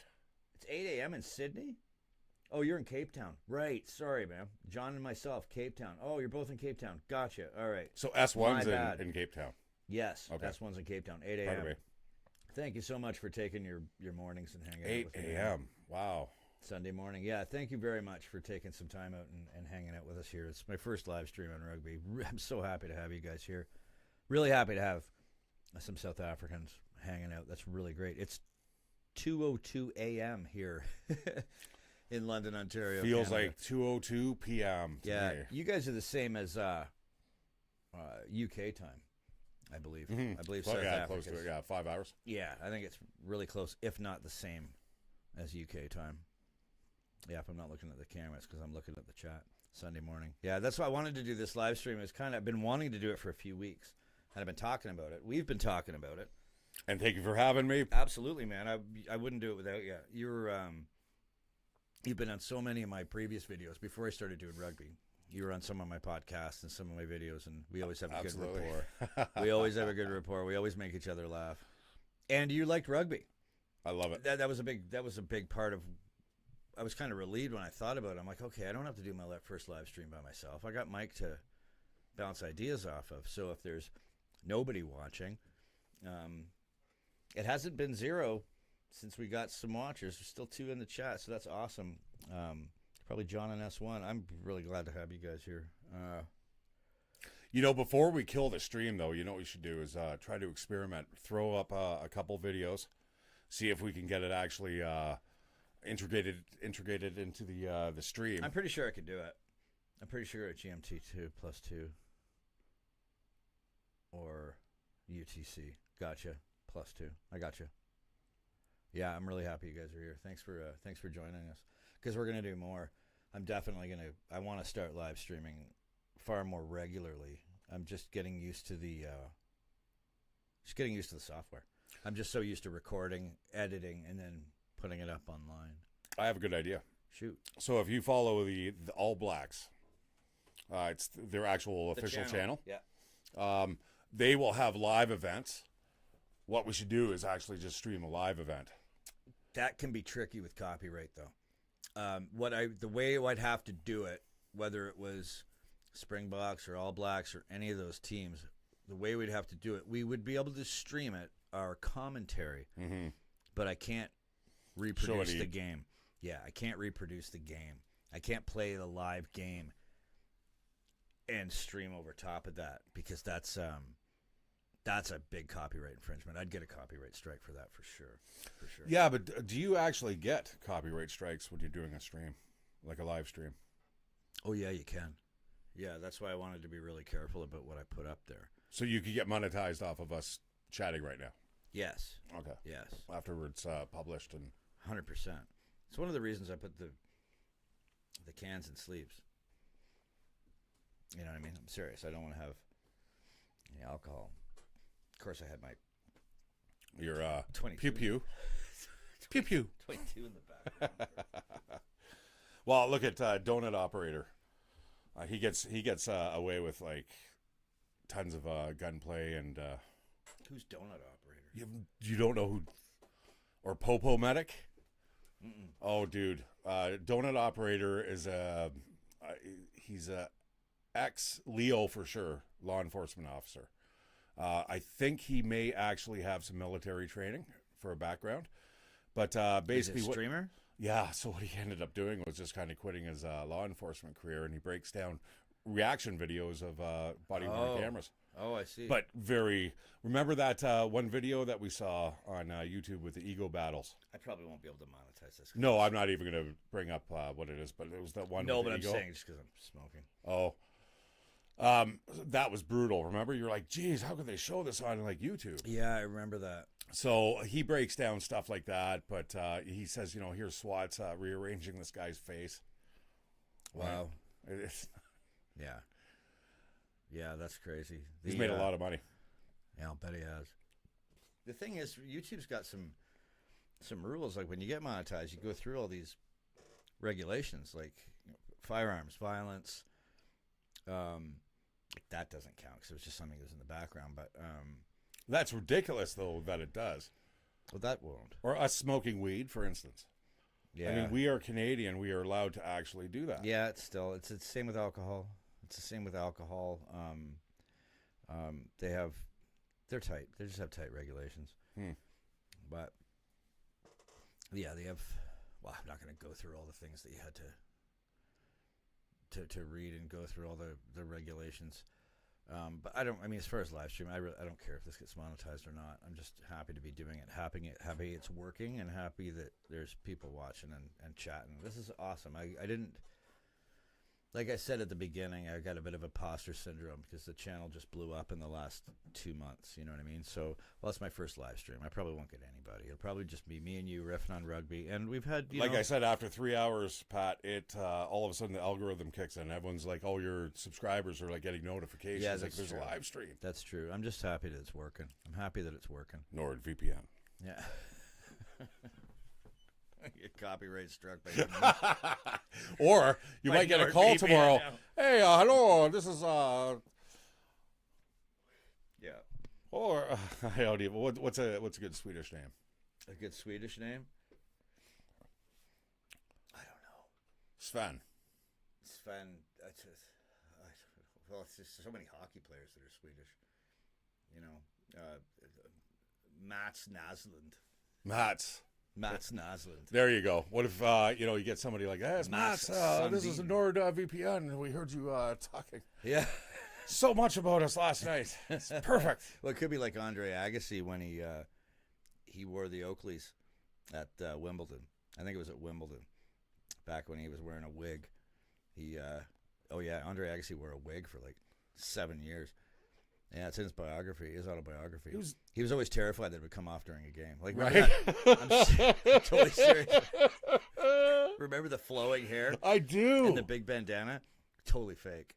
Like, he was like half bald. Yeah, but then eventually he just 20s. Revealed himself, and he just wasn't he bald? Didn't he just shave his head? I think it was his wife. I think it was Steffi Graf that told him, "Why are you still wearing that thing? Just shave your head." It's like the Seinfeld episode. He did. Yeah. I hate this thing. This is what I think of this. Oh, that one. I thought you were talking about with Elaine's bald boy when he was a swimmer, so he constantly shaved his head. Oh. She got him to grow his hair back in. They realized he was going bald. George, That's right. George is like a classic horseshoe pattern. Yeah. And then she leaves him because he's going bald or something. Yeah, well, yeah, for sure. No, he lost his confidence. He asked her to marry him because he. Yeah, he says, "Well, what do you think I have? I think you got 8-10 months."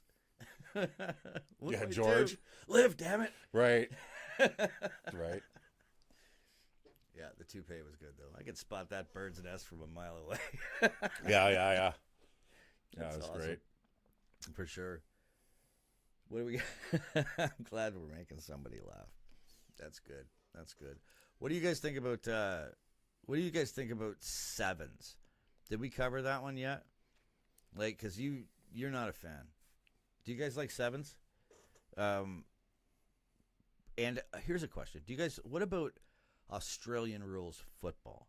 That's what I'd like to know. I know I'm talking to a couple of guys in South Africa right now, but you both have ties. I think you both have ties to Australia. What do you think of that? Because I did a reaction video that got blocked worldwide, and I got NordVPN. I got to tell you that I got to tell you that it was very, very confusing. The field looked ridiculously big. It was like an oval. I couldn't see any lines for end zones. I couldn't tell what was going on. What is this? Other than the fact that we're wearing really short shorts. It's an oval field for the AFL. Yeah. Australian Football League. No shit. Is this the same as like Australian rules football? Yeah. Yeah. And it's an oval pitch, eh? That is very strange. It's an oval pitch and it's huge. Like, it's huge. It looks like wider than a rugby pitch. Is it concave like the Kumatai? Is it what?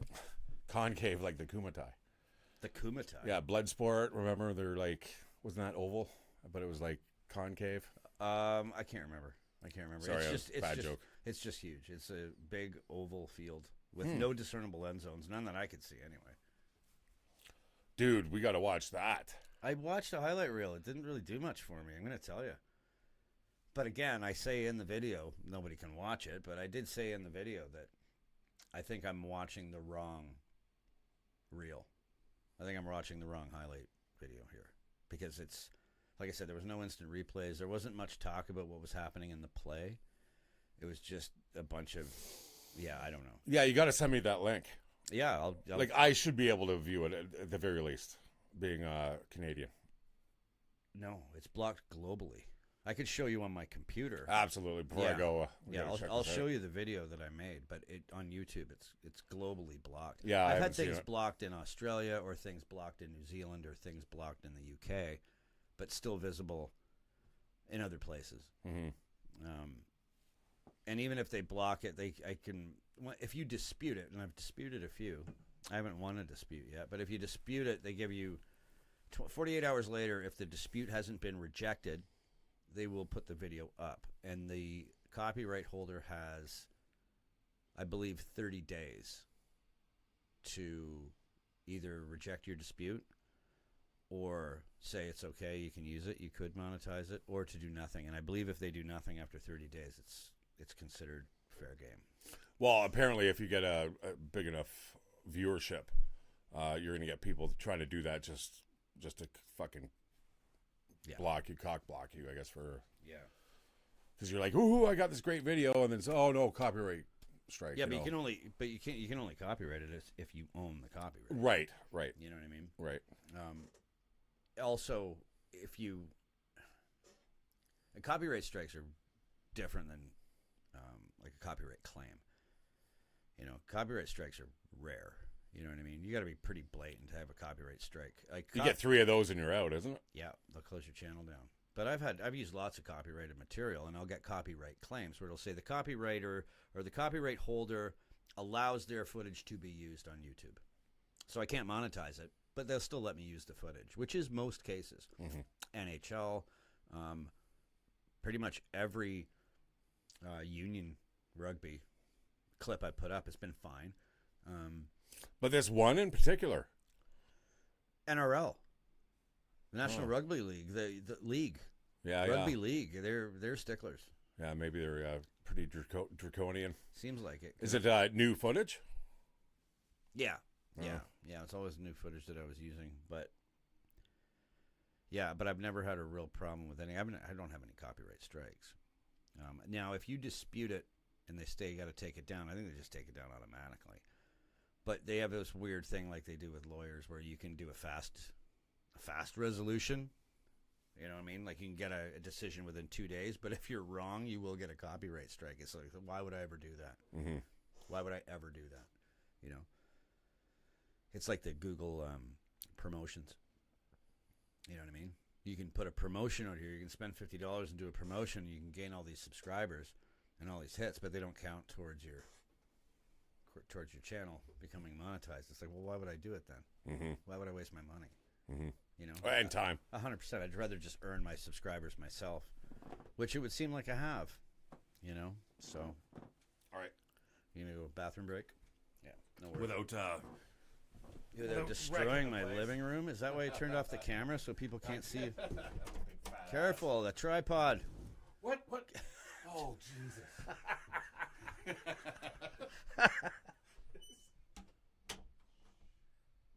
Of all the codes, men's 15s union is the most popular played. So of all the codes, John says, of all the codes, men's 15 union is the most popular and played worldwide. Yeah, for sure. And it's, as far as I'm concerned, it's the best one. I've really been enjoying Rugby Union. Like I said, the first rugby video I did was, I just called it Rugby. A hockey fan reacts to rugby. And I got all the league fans, because that's what it was league that I was watching. All the league fans, they didn't care. They never made a correction to me. They were just like, oh yeah, it's great, and there's this and that, and explaining the rules to me, answering my questions. But the Union fans, in no uncertain terms, told me, yeah, this is wrong code. I heard that pop up all the time. I didn't know what a code was at the time. Wrong code. This is a different game. This is not rugby. This is Rugby League. But it kind of is still rugby, right? It's just a variant, I think. But I mean, obviously the purest form is the one that's played most globally, and that's the one that I've been watching the most. It's the one I've been enjoying the most. I have watched some NRL stuff, and I have enjoyed it. But I'm liking the thing. Like I said, the thing I hate about the NFL is what I love about rugby, and the thing I hate about the NFL is the constant stoppages. And it's not as prevalent in league. Like, if you get annoyed by Rugby League because of the stoppages, God, the NFL will put you to sleep. It's just brutal. And that's what I love about Union. It's just it never stops. The only way to take the ball, the ball changes hands is if it's taken away, or if a try is scored, or somebody's brutally injured. I don't know. I love it. Absolutely love it. It's an amazing sport. Oh my God, of all the codes, yeah, men's 15. Just trying to take a check of my chat here. No, not into Aussie Rules. Oh yeah, that was my question. Tell me when you're gonna cough, because I can. I'm gonna cough. You got to give me more of a warning than that, man. That's the trouble. You could also be blowing out people's speakers too. Their eardrums. My apologies. Where was that comment? What's I say? Oh yeah, no, I'm not into Aussie Rules or League. Yeah, that doesn't surprise me. Being Union fans, that's what I've found. I found that there's a lot of League fans that are fans of both, but not the other way around. And that's probably because it's in Australia, and rugby is a pretty popular game in Australia. And I know League is played in other places, but it's mostly in Australia. What did John say here? After growing up with Union in South Africa, the uncontested scrums in league feels so lame to me. The uncontested scrums. I haven't watched enough league to. Yeah, I'm unsure either. Yeah, for I'm sure it has something to do with the downs and. Yeah, but I kind of get where you're coming from on that, because I've heard other similar complaints about. I've heard complaints that it leans too much towards like American football. I feel that. Absolutely. Absolutely. Too much, yeah, and I can. American football for the AFL, and for sevens feels like more like soccer or football. Sevens is just so weird because it's such a big field, and you have half the players out there, less than half. That's why they only play for half the time, though. Yeah, right? no, less than half the time. They play for like 7 minutes. Like 7 minutes a half. That's crazy when you're considering it's normally an 80-minute game. You know what I'd like to see is the numbers 1 to 8 on each of the Union League teams play sevens. Say what? So all the big dudes from 1 to 8 or 1 to 7, let's have them play sevens rules.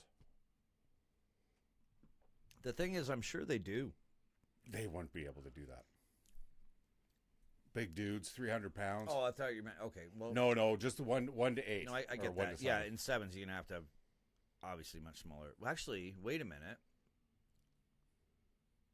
That women's match that I watched, that was sevens. With that big giant? Yeah. That brute on the Canadian team. Was she Canadian? Yeah. Yeah.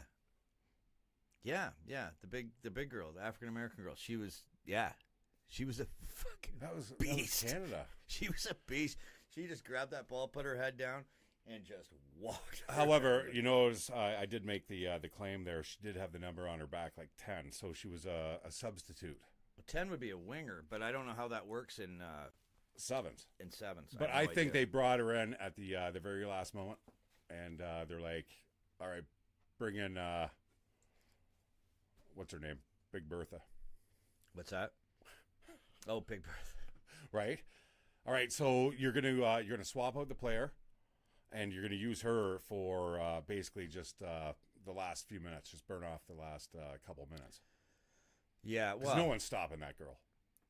No, not compared to the size of the other girls on the pitch. Absolutely.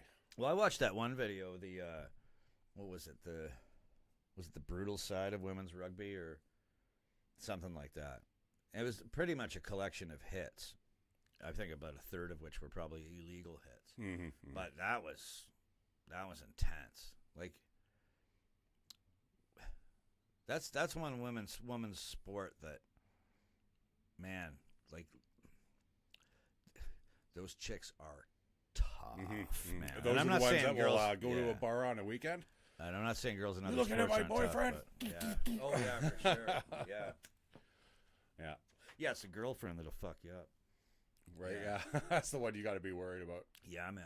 Yeah, for sure. That was kind of apparently that game was a real feather in Canada's Cap. Cap. Yeah, because they beat the Black Ferns that year. But hey, man, because I think at that point the women's team had been the New Zealanders. I think they had been like 27. They'd won 27 matches in a row, I think. See, that is to tight that cohesion. These people know each other intimately, and very much so. Where they are on the pitch. Yeah, yeah. When you're gonna either feint or you're gonna pass. A sport like that, yeah, man, you gotta know your team. Yeah, you really have to know your plays and stuff. I heard one NFL fan said that rugby players wouldn't be able to get used to the playbooks and stuff like that. It'd be like, yeah, because they think it's a waste of fucking time. You know what I mean? That's another thing I love about rugby is that you don't. I'm sure they practice systems and runs and passes and things like that. But in the NFL, they have like playbooks. We're gonna this next play, you go here, you go here, you go here. Rugby doesn't work like that. Rugby's like a fight. It's like it's always in motion. There's no time for a playbook because you don't stop the game every 15 seconds. You don't have time to regroup like that. It's just go, go, go, go. You have to have cohesion and gel within all your players, to make it work spontaneously, not with a playbook. Right. Yeah, yeah. Well, I mean, that's where your hooker and I think your captain come into play. They're the ones who are yelling out all the commands. Time to get the Sunday started. Got to get the Sunday started. Glad to have been here for the first live stream. Thanks for the commentary, guys. Read you in the comments. John, thanks so much for being here, brother. I really appreciate having you. Yeah, man. Thanks for coming.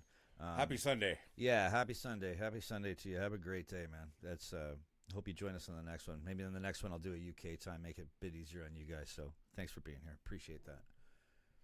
Yeah. Where was I? I can't remember what I was talking about. I wanted to throw that thank you out while he's still online. Yeah, just the I want to know what was that? Was it Springbok versus Canada? Yeah. No. Irish. No, it was the Black Ferns, New Zealand. No, the one that we were asked to watch earlier. 95. That's the one I said I had lined up. It was the 95 World Cup, which was Canada. It's a semifinal match between Canada and the All Blacks. Okay, so Canada and the Springboks. Okay, good. Canada and South I Africa. want to see that. That is a match I want to see. We'll watch it. We'll watch it. Maybe what we'll do is we'll both do a dual reaction video to it. I'll do that. Yeah, I'll refrain from looking it up because I am really curious. And we'll splice out our own highlights. Although we were told who won. Hmm? We were told who won. I know who won, but I haven't seen the whole match. I know who I'd bet on. Yeah, you're probably betting right. You're probably betting right. But it became quite a famous game, so. Yeah, for sure. One thing I found interesting about the Japanese team, all the guys from 1 to 8 had Japanese last names, but their lineage wasn't entirely Japanese. What do you mean? So the big dudes were all basically American Japanese. So they were big boys. So they weren't even Japanese, right? And then they were. Their mom might be Japanese or were their they Caucasian? Dad. Half. Okay. Right. So big boys, but the wingers and like the hookers, all Japanese, very small, fast. Yeah, that's well. I thought what you were going to say was they were. So they look like Americans. Mm-hmm. Yeah. Okay. Mm-hmm. I got you. Probably like servicemen. Yeah, but there's some big Japanese boys too, man. I mean, look at sumo. You know what I mean? Listen, I've been delving deep into that, and these guys, what they eat right before they go to bed. You told me the sumo. There is a ritual where you are basically just getting home and making a chonko nama. Hang on 1 second here. I can't. John's saying I can't remember Canada ever making the knockout stage in a Rugby World Cup. Was probably a pool match. I think it was the 1995 World Cup. South Africa and Canada were both in Pool A. Yeah, it was a semifinal, or maybe it wasn't a semifinal. I might have been wrong on that, John. They might have both been in Pool A. Pool. Like a round robin tournament. Okay, right. You'd have. Yeah, that makes sense. I thought you said pool. I might have misspoken there when I said semifinal. I know they certainly met along the way, but maybe it wasn't a semifinal. But honestly, I never knew Canada had a. Rugby League. From what a few commenters have told me, back in that time, it was looking like Canada was on the up and up. Like they were an up and coming, could be a powerhouse if they kept their program going. But I don't know what happened to the program. Now, Canadian women's rugby is that's pre-Harper. That would have been Mulrooney. But the Canadian women's rugby teams, they're consistently ranked in the top 5 in the world. The Sevens team, and I believe they're just the regular 15s team. I know Canada's the women's rugby is pretty well respected. We got pretty awesome teams, And that is the World Cup for women is it's halfway in between the men's World Cup. So 2 years. They would stagger it. Okay. I think so. I'm not 100% sure. So Australia is this year, so 2029 should be the next for the women. Actually, Yeah. this year should be the women's. Yes, this year Women's World Cup. Canada highest ranking for men's 15s is 11, Wow. if I'm not mistaken. It's respectable, though, right? Out of how many teams? Now, was that... Yeah, out of how many teams? 11. No. He means if they were ranked 11th. Right. Out of 11. I get you. Currently 22nd, so we're currently 22nd, as per Wiki. Yeah. Really? Oh, geez, I got to follow this more. Like, where are these guys playing? Me too. Like, shit, if they're playing a match in Toronto, let's go. Yeah, but that'd be a national team. I think they'd only play international events, wouldn't they? Yeah, but their pools or their the leagues that they're drawing from. Yeah. There has to be. Well, there is. There's definitely pro rugby here, but I mean, God, I wish it was as popular here as it was Football. Yeah, I don't get it. The thing is, you could go to Western. I bet you there is a they have rugby league there. Oh, I guarantee Western has a rugby team. Guaranteed. It just baffles my mind. Like, I watch American football, and I watch rugby, especially like the top of the heat rugby. You know, like the Springboks, the All Blacks, Ireland, France, and I'm like, how can you watch this sport and still have any interest whatsoever in American football? Like, I don't get it. Maybe it's because I've always hated American football. Commercialization, though. That's a big part of it. They push it. That's a big part of it. I've had a lot of commenters say the reason is because they don't sell enough cars. Right? That's what Bill Burr said about the reason that he doesn't go to Super Bowl parties. Because you go to a Super Bowl party, no one watches the game. They all talk during the game, and then they shut up during the commercials. Mm-hmm. I wonder how much that one costs. Mm. You know what I mean? And you're totally right. It's all commercialized. The game's way too long. There's too many stoppages, too many commercial timeouts. They try to make every player look like a movie star when they're trying to show their bio, and then you can see them turn around and look at the camera. And it's like, it's just so dumb. Yeah, but the best part, though, about Super Bowl party is the food. The keys in the fishbowl, I was going to say. But. Yeah, for sure. Yeah, the food and the drink. Yeah. And a halftime show. I hate that. What was it? Justin Timberlake and Janet Jackson? Oh, yeah. When he... wardrobe malfunction. Yeah, that's right. And they fucking blasted them for it. For showing a tit. It's so stupid. It's like Seinfeld. I think I see a nipple.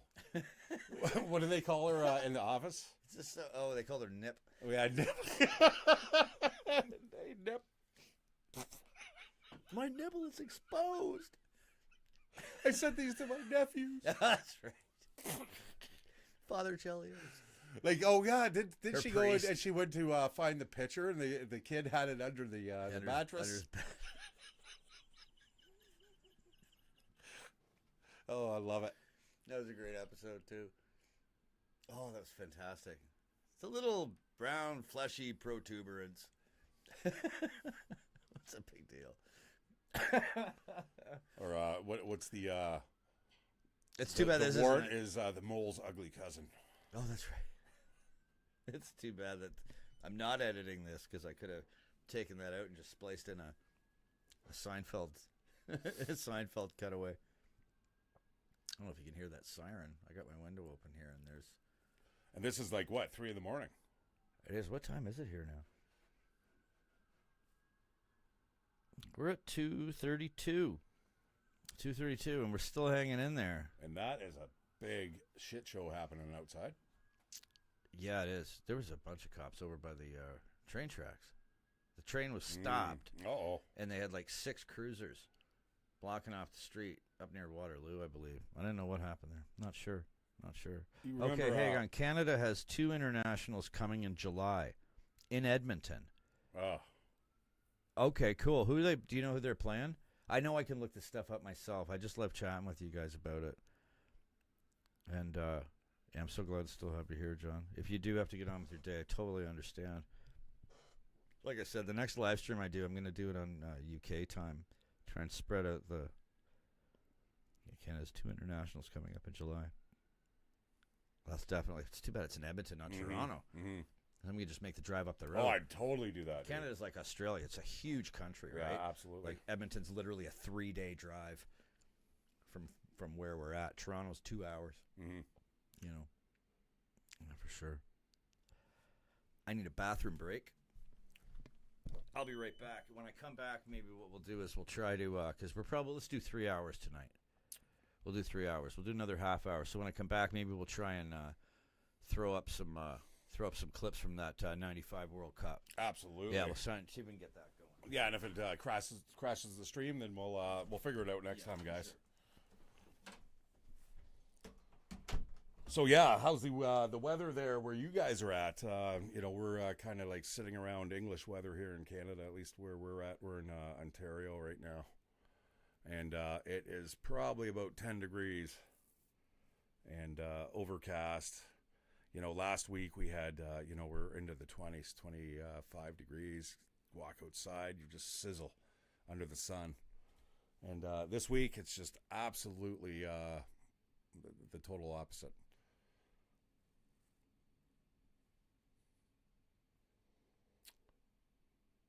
Yeah, I kept telling Pat or Balefire that I do stream on occasion.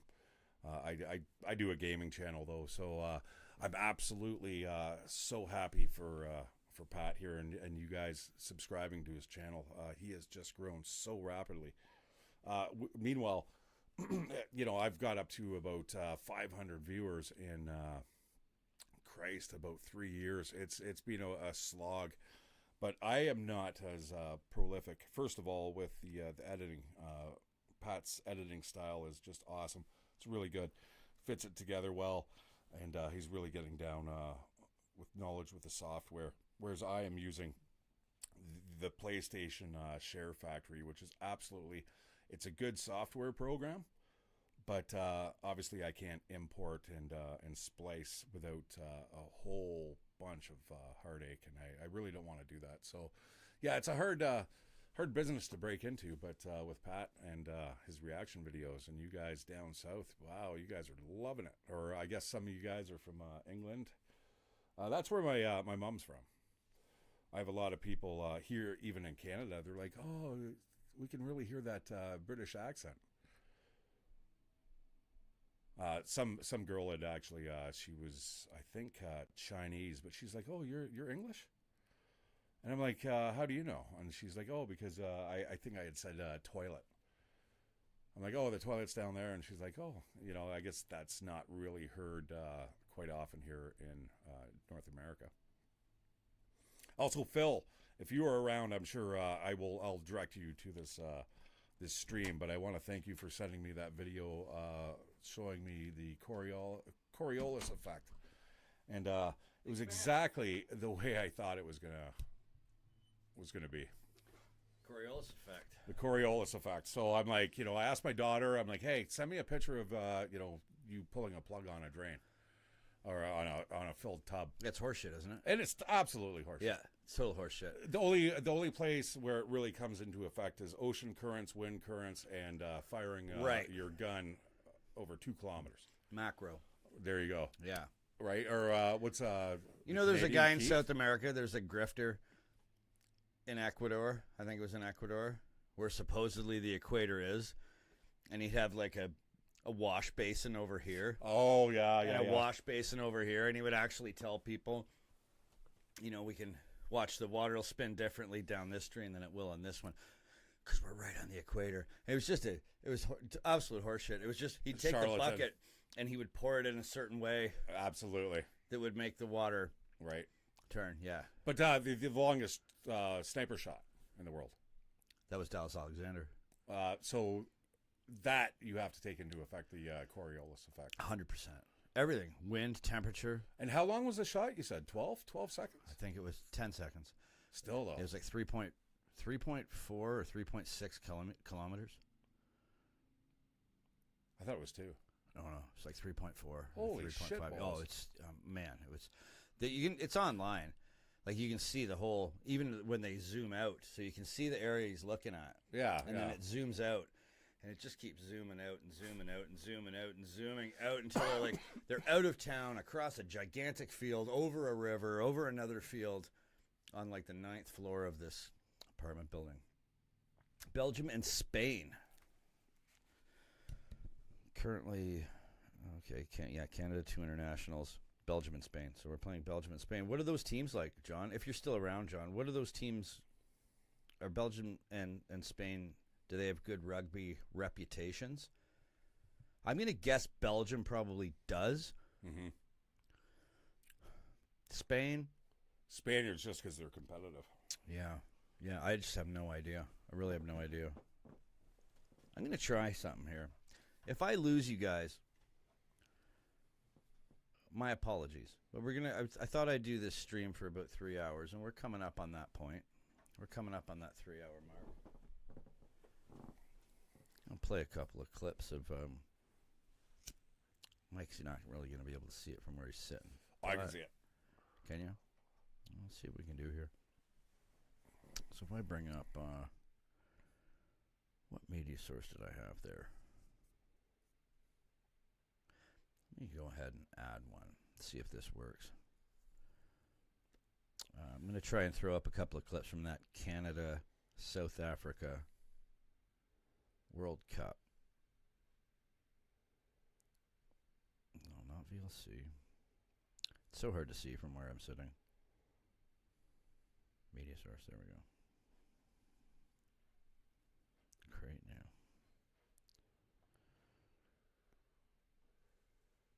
Let's see. I think I just have it here on my desktop. Here it is. Yeah, I found it. World Cup 1995. Yeah, this has got to be it right here.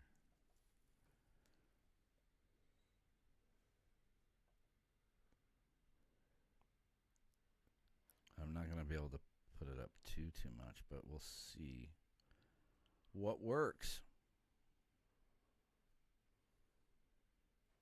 Media source. Let's bring that up. Under here. Nope. Media source up here. Still ain't working. Yeah, I might have to figure this out next time. I don't know. Yeah, I'm really new at this, guys, unfortunately. I am going to check this program out, though. Yeah. OBS, was it? OBS. It's great. I mean, the program itself is awesome. I got no complaints with the program itself. I just don't know how to completely use it yet. Fighting Sloth, my Melbourne buddy, he swears by it. He says, man, once you get used to it, it's fantastic. You're going to love it. Yeah, I'm not even going to bother. I'm not going to do it this time because I don't want to fuck up the stream. Everything's going well, and I want to keep it that way. So I'm just going to jump back. I'm going to save I'll save the videos and the cutaways and Like the raw data. yeah, the add-ons and the overlays. I'm going to save that for the next one. I'm going to give myself a couple of weeks or a week or whatever to figure this program out a bit more. I'm just really happy that I still got somebody watching. I'm assuming that's you, John. Thank you so much for being here, man. You really made my day by hanging out this long. It's awesome.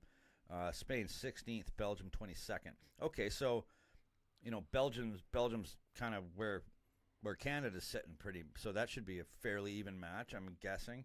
Spain 16th, so they're going to have a bit of an edge. Canada 24th. Okay, thanks for that clarification. So Belgium's a couple of points ahead of us in world rankings. Looking at the IRB, I'm assuming that means International Rugby Bureau. International Rugby Bureau, I'm going to assume. So probably be the official international rankings. Don't follow them too closely, to be honest. Fair enough, man. Fair enough. I'm going to be looking forward to that. I'll definitely be checking that out. We should be looking for games like near us. We will be. Oh, we're going to get out and see There might be division games that we can check out. Well, we should go and just bring my GoPro. Absolutely. I can bring my GoPro, and then we can have some footage to splice into a live stream.